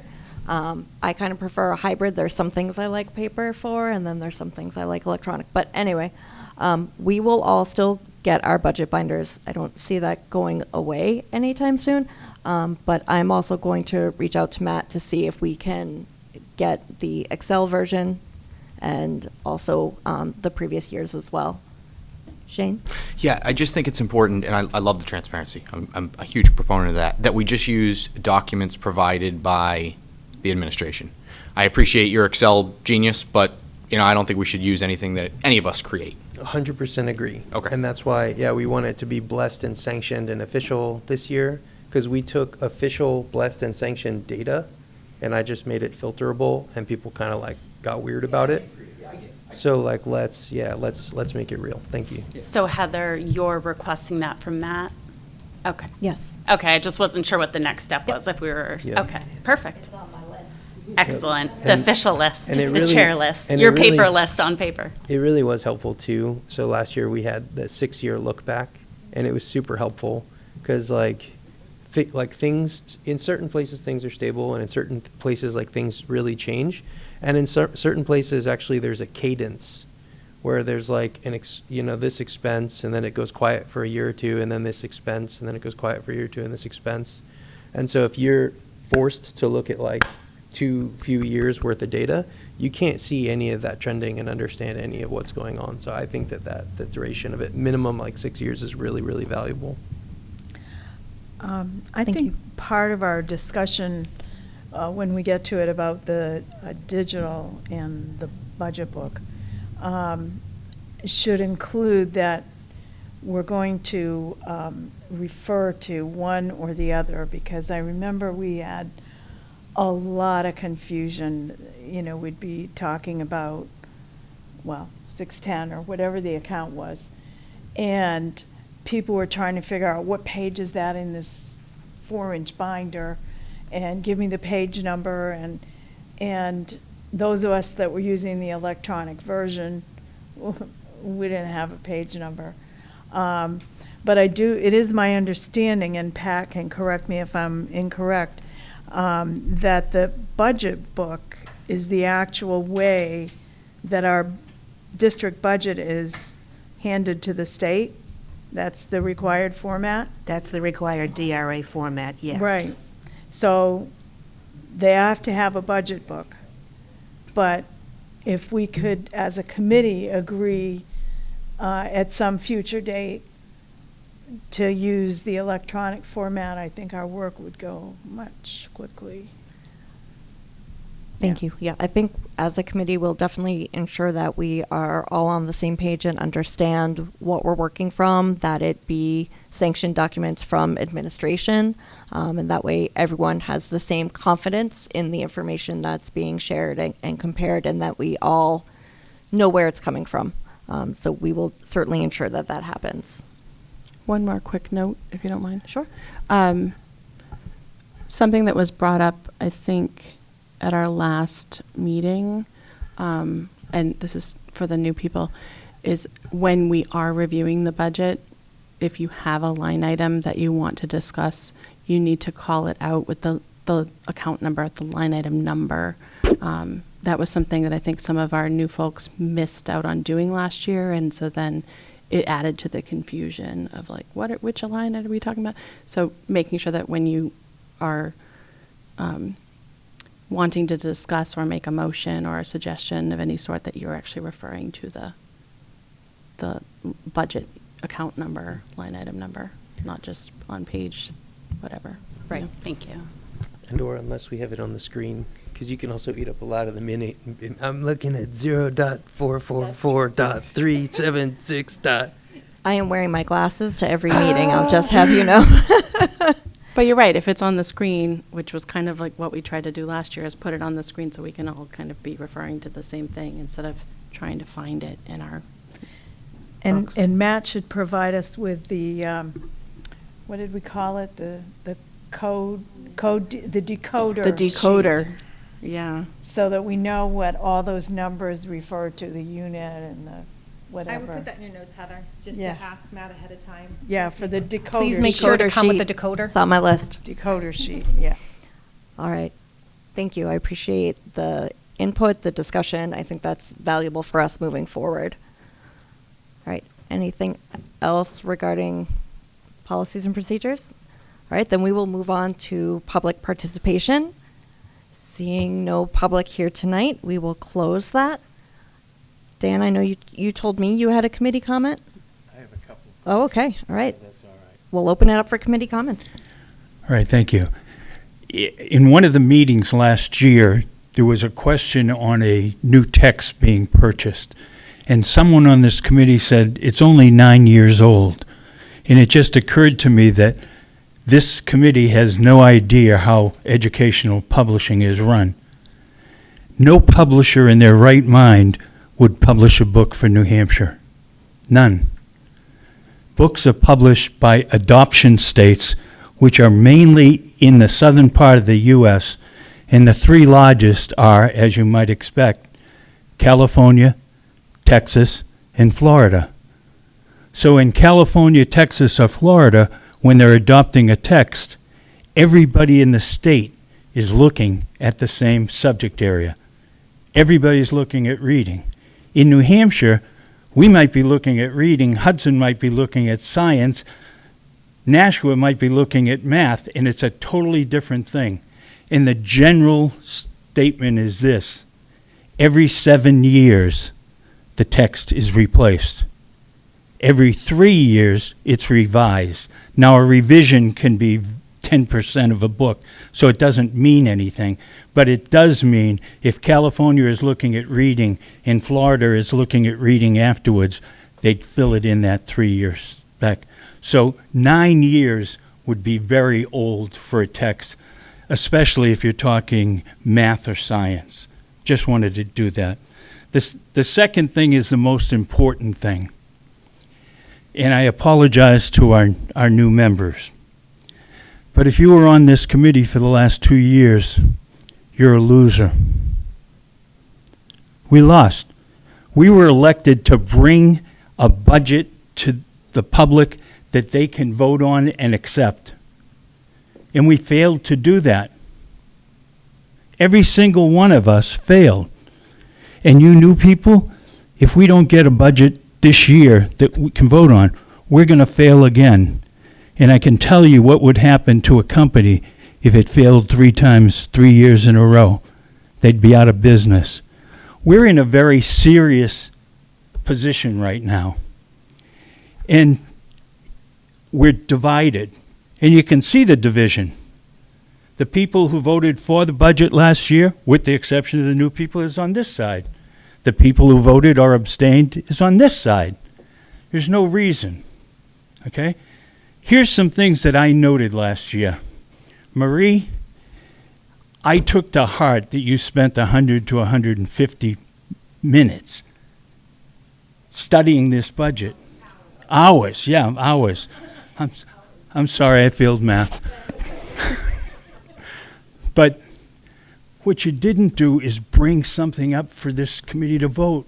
And I think you got to now bring it to this committee and get a vote on it. Shannon, you seem to be joined at the hip with Marie. But come out and bring out what you want. What did they elect you for? You know?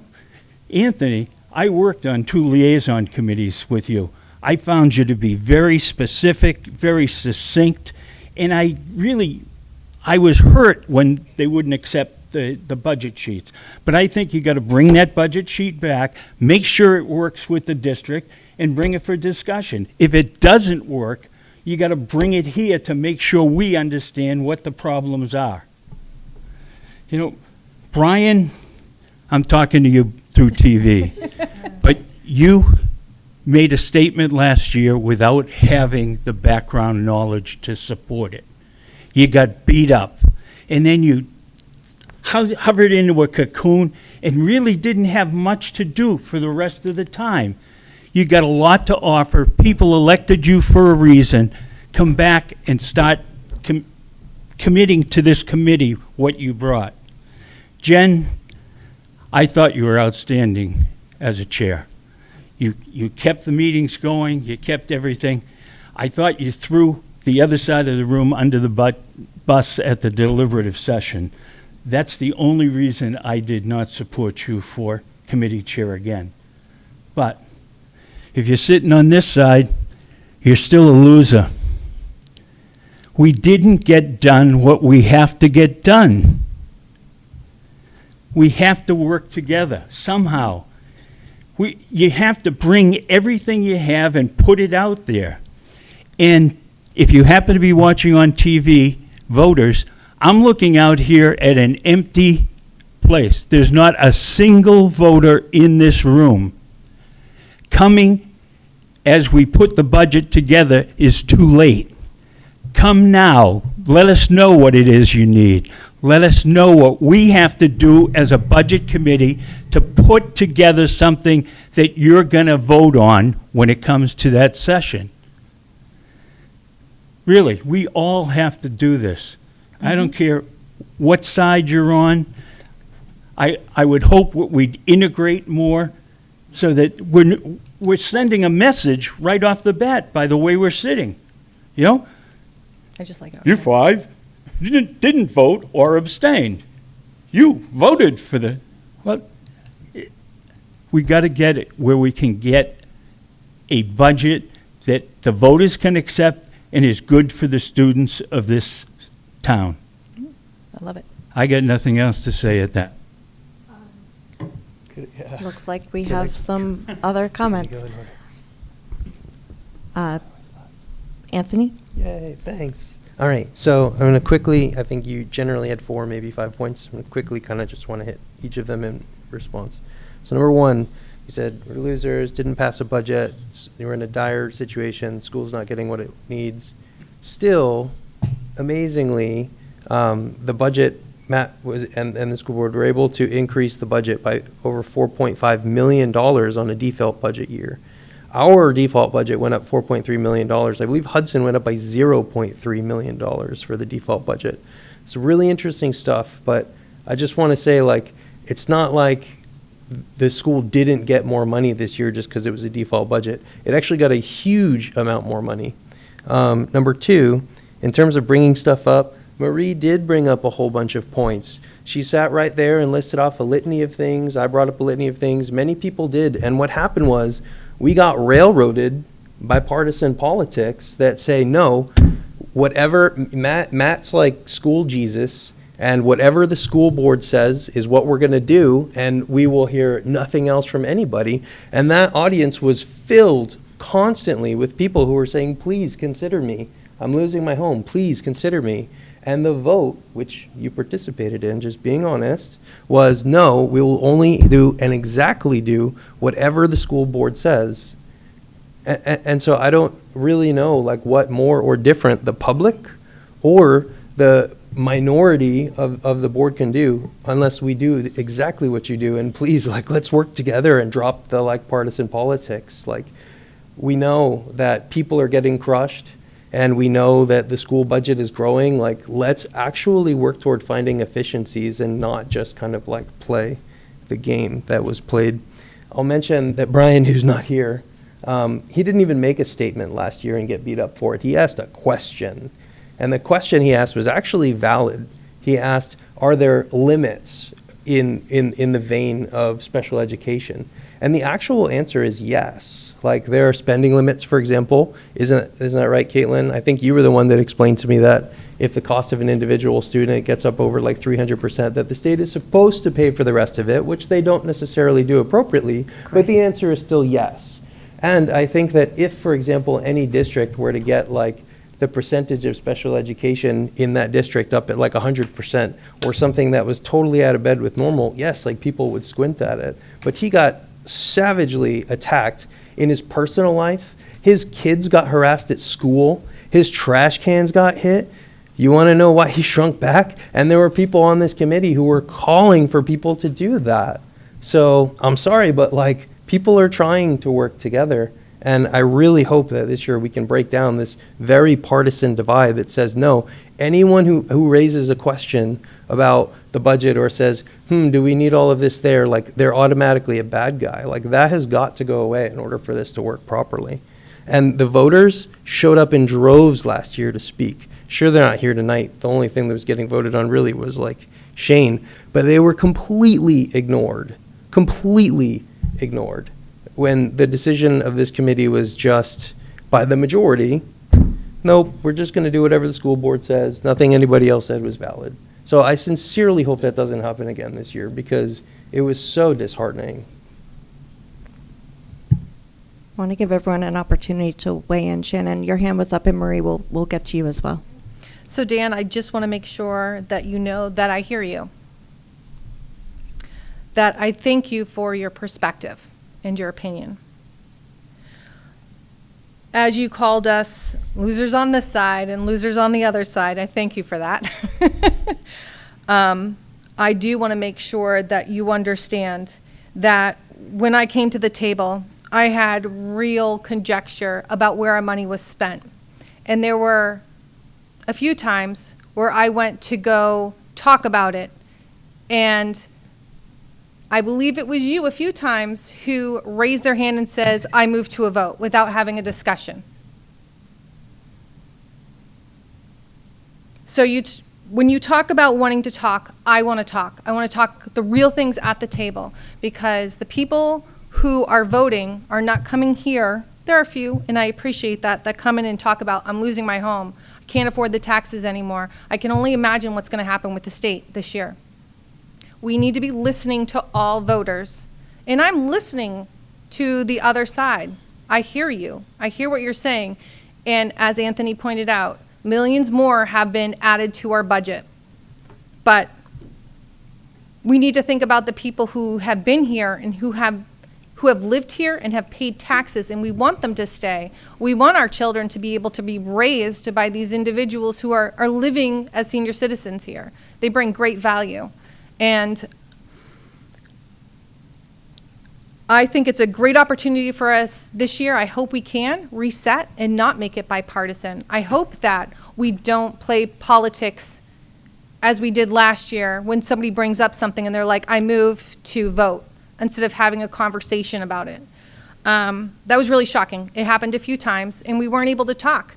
Last year, Marie and I got railroaded. We weren't able to talk about anything. The countless hours that we put in to that spreadsheet, the countless hours. It was so disheartening, so disheartening. And we weren't able to talk about it, even bring it up to our taxpayers or to our board. So when we talk about bipartisan, I hope that the people here hear the message that Dan just said, and that we listen to all voters. Thank you. Thank you, Shannon. Marie, go ahead.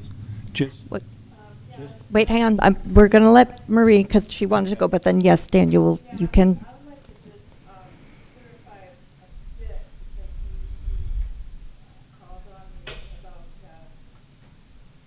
Marie, is your mic on? Sorry, they can't hear you. You know what? It wasn't. I'm Okay. sorry.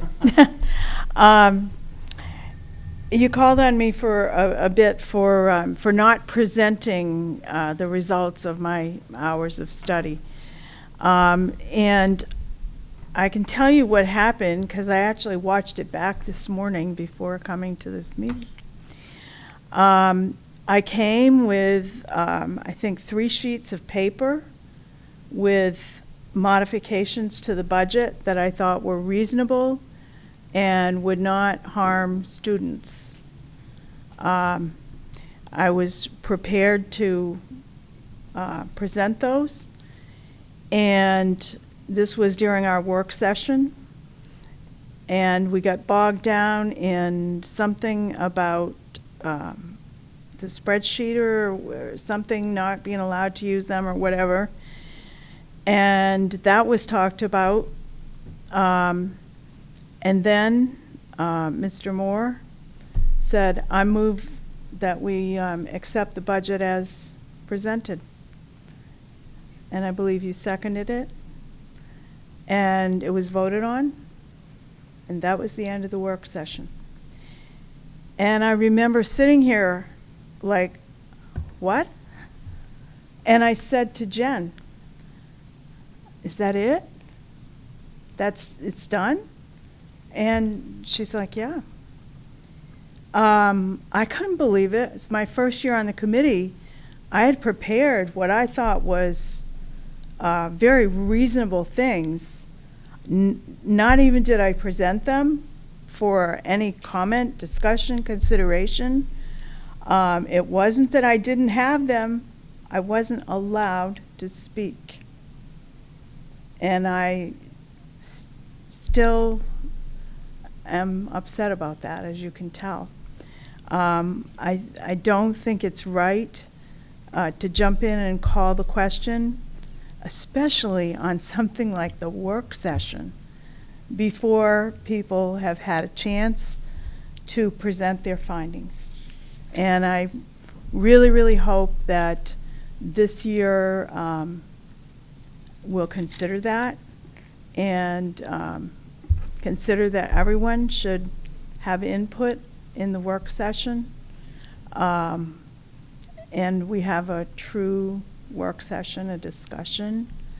Because once somebody calls the question and seconds it and it's voted on, it's done. That's it. And that's what happened. Thank you, Marie. Shannon, Something quick, Dan, right? very. Okay. I just want to point out, I'm 76 years old. I'm a 48-year member of this community. So I know when they're standing up there what they're talking about. I'm living it.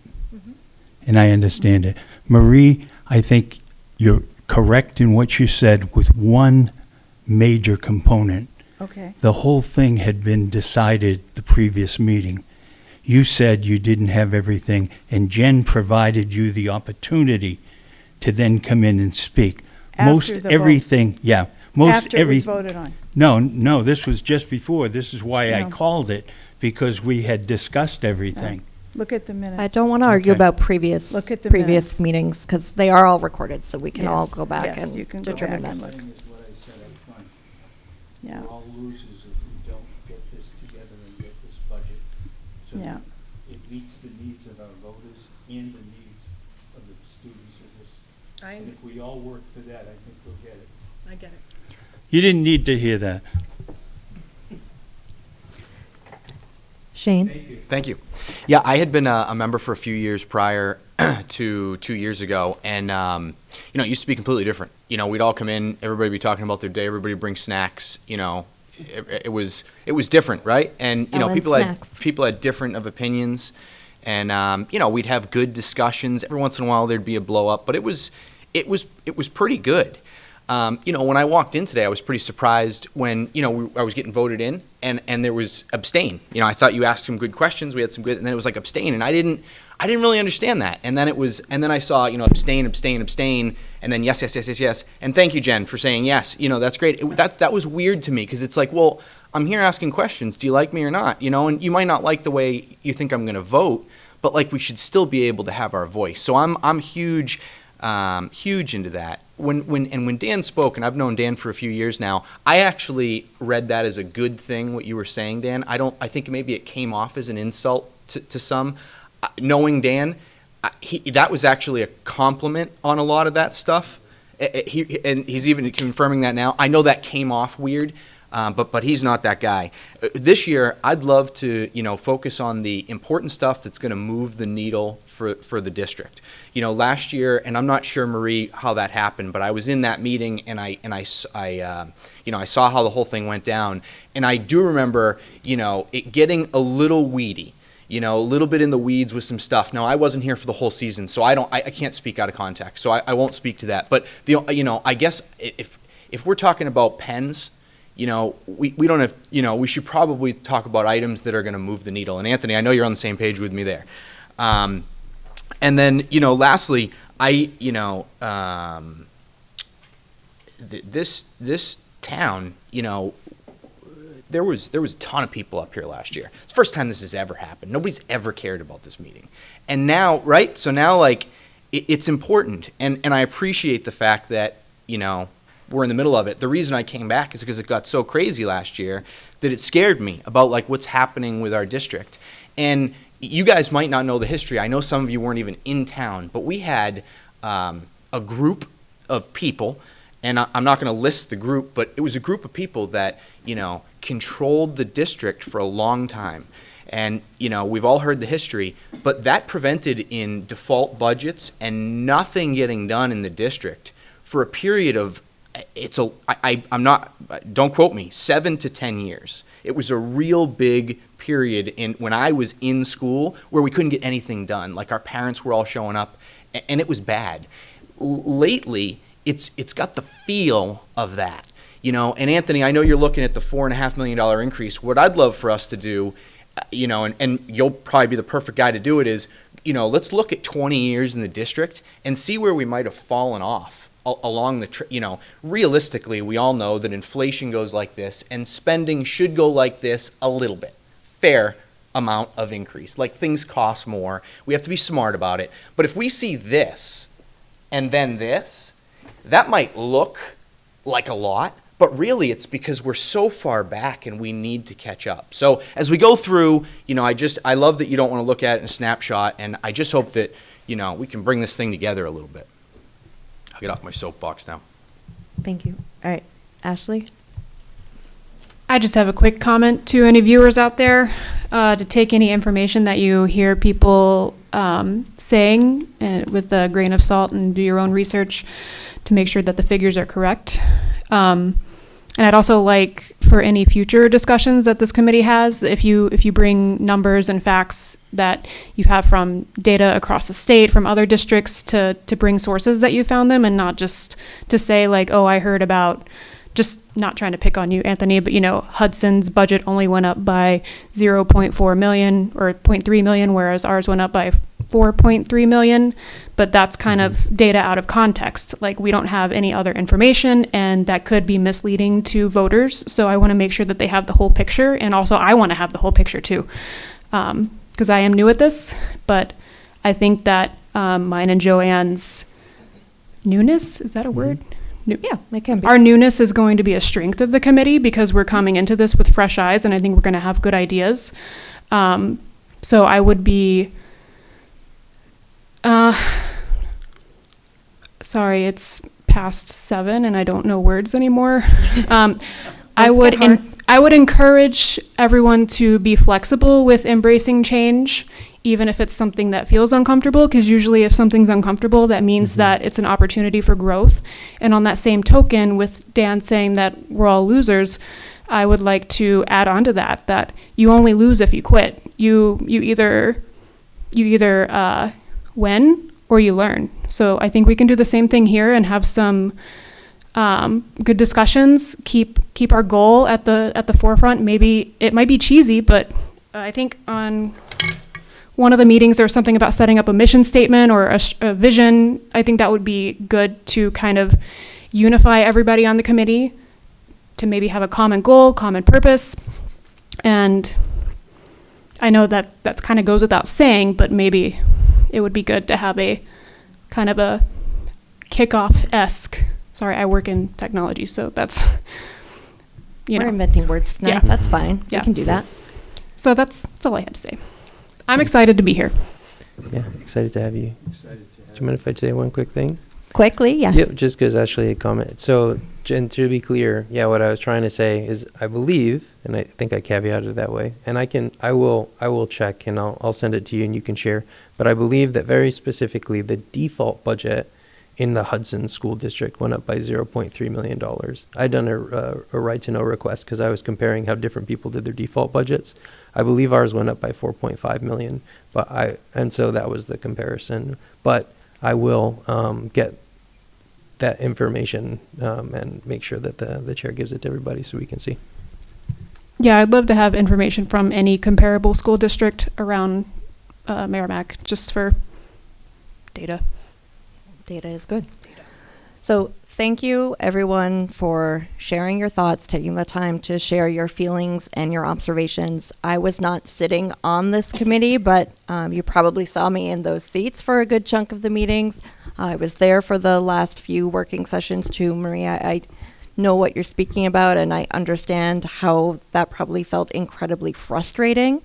One of the things that I took away from being an audience member, I think all of us have been an audience member at one time or another, so we know what it's like on both sides of this table, is that our community is definitely split. There were a lot of people who did show up to say they had concerns about the cost of living, about being able to stay in their homes and living on a fixed income in New Hampshire, specifically in our town. And we don't want to see people have to leave our town because of how much it costs. There were also a lot of people who showed up to say They want to see funds spent on our schools and invest in our children. And I think that just speaks to, how we are as a community right now. And as far as things being partisan, I want to just clarify, I don't think it's about any one or other political party, but that we are of different mindsets of spending for our district, right? And my goal as chair is to encourage a respectful discourse amongst our committee members where everyone's perspectives, everyone's work, everyone's opinions can be shared. We will do it based on facts and data given by our administration and cited by sources as they are relevant to our conversations. But we need to focus on our responsibility. So as a budget committee, we need to provide the operating budget that will be proposed at the deliberative session. So that's that number that we come up with that is fiscally responsible, both to our students receiving what they need and to our community, who is footing a lot of this bill with the way education is funded in New Hampshire. One thing that stood out for me, said at the deliberative session, is someone got up and said democracy is messy. So do I anticipate that there will be votes where we don't agree? Obviously. But I think we need to just focus on, our responsibility here. And what's tricky about this committee, and the public may or may not be as aware of it, is that we can sit here and say, no, we shouldn't spend X amount of dollars on pens or whatever curriculum. But at the end of the day, we are not in charge of how that money then gets spent. So it's an interesting position to be in, right, as a budget committee, to say less money here or there when ultimately our administration and our school board makes the decision on how that's spent. Hang on, Anthony. If anyone, has concerns about curriculum, that's the school board, so certainly bring those concerns there. But I want to make sure that we spend our time constructively and respectfully hearing different perspectives and listening to one another, listening to the community, and making sure information is available and usable for everyone. Yes. Yep. And I would say, I'm not sure if everyone understands it this way, but per the RSA, it's our job to actually set the budget. We actually set what that budget is. I think that in practice, what has happened for many years has been, whatever the business administrator wants is what the school board wants, and whatever the school board wants is what the budget committee wants. From a legal perspective, by RSA, what's supposed to happen is this committee comes up with, a valid budget number, which does, when the voters need it, and it sounds like a lot of them do, has reasonable fiscal targets where it's look, you're going to have to go get actually creative and figure out how to go do this. And then it's the school board and the administrator's jobs to go figure out how to take that operating budget and do good work with it. But instead, I think what seems to have been happening for years is what the administrator wants and the school board decide, they pass it into us and we pass it back to them, and then it goes.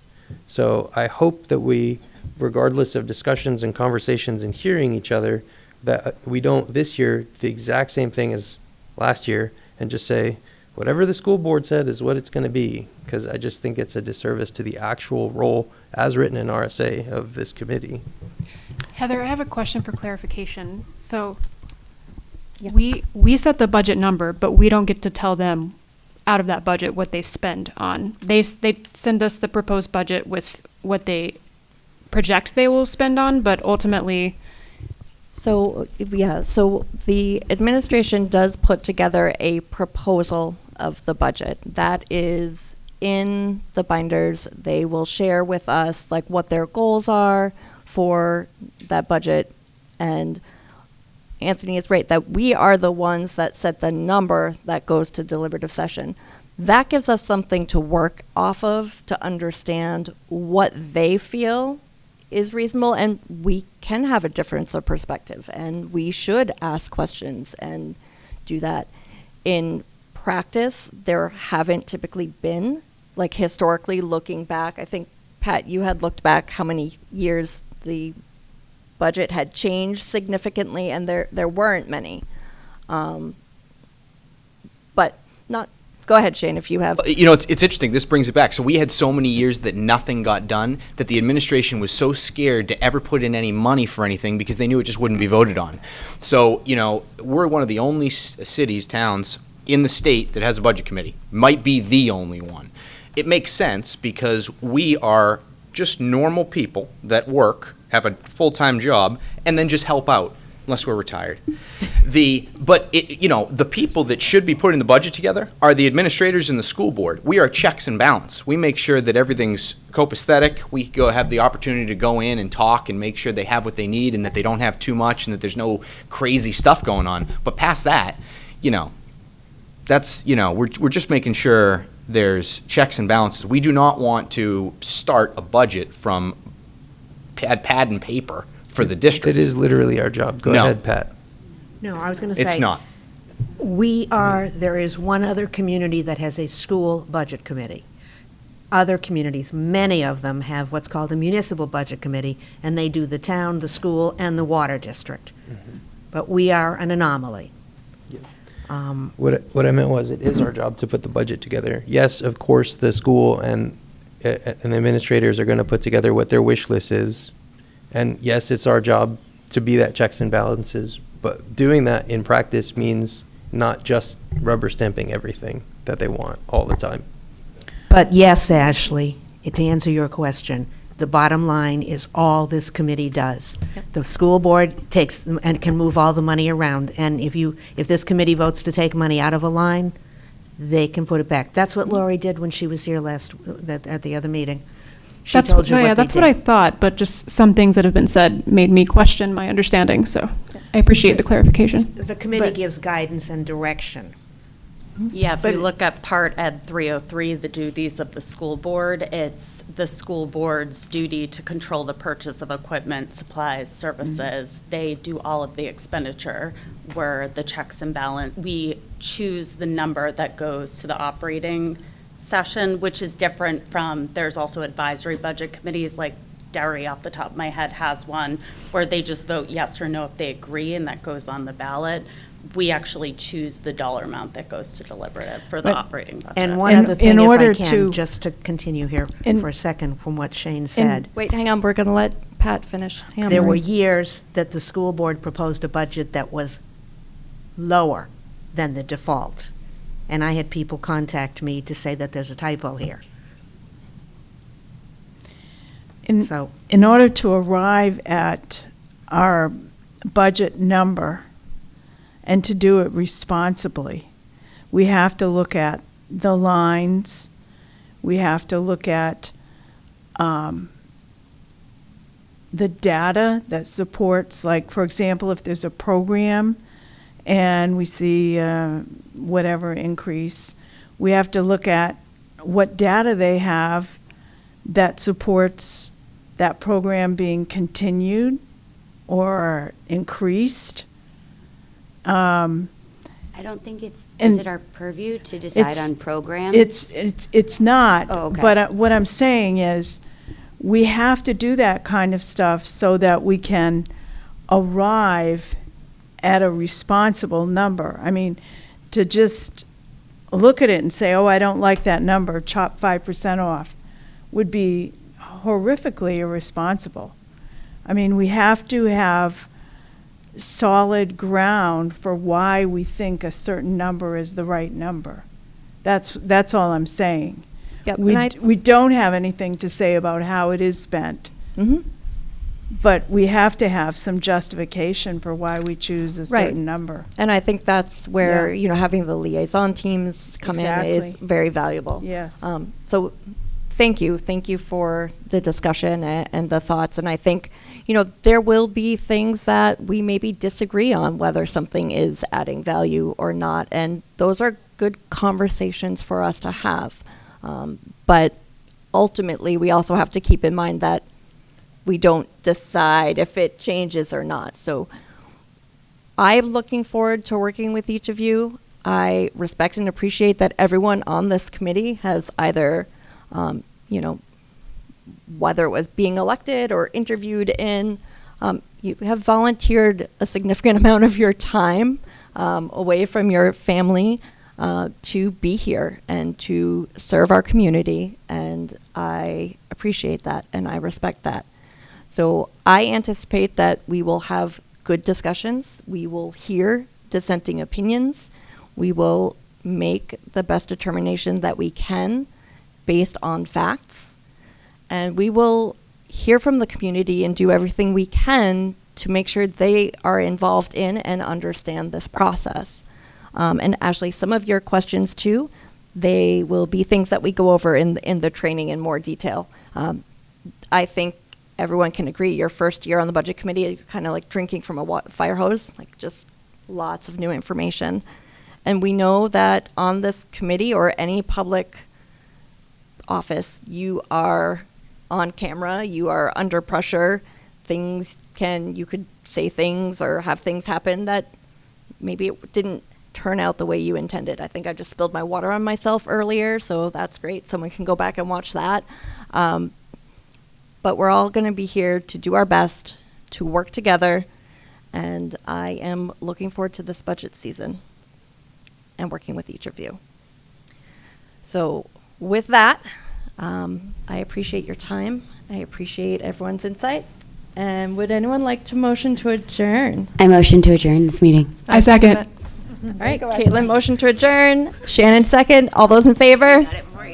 All right, we're going to say, no, you're not abstaining. Thank you.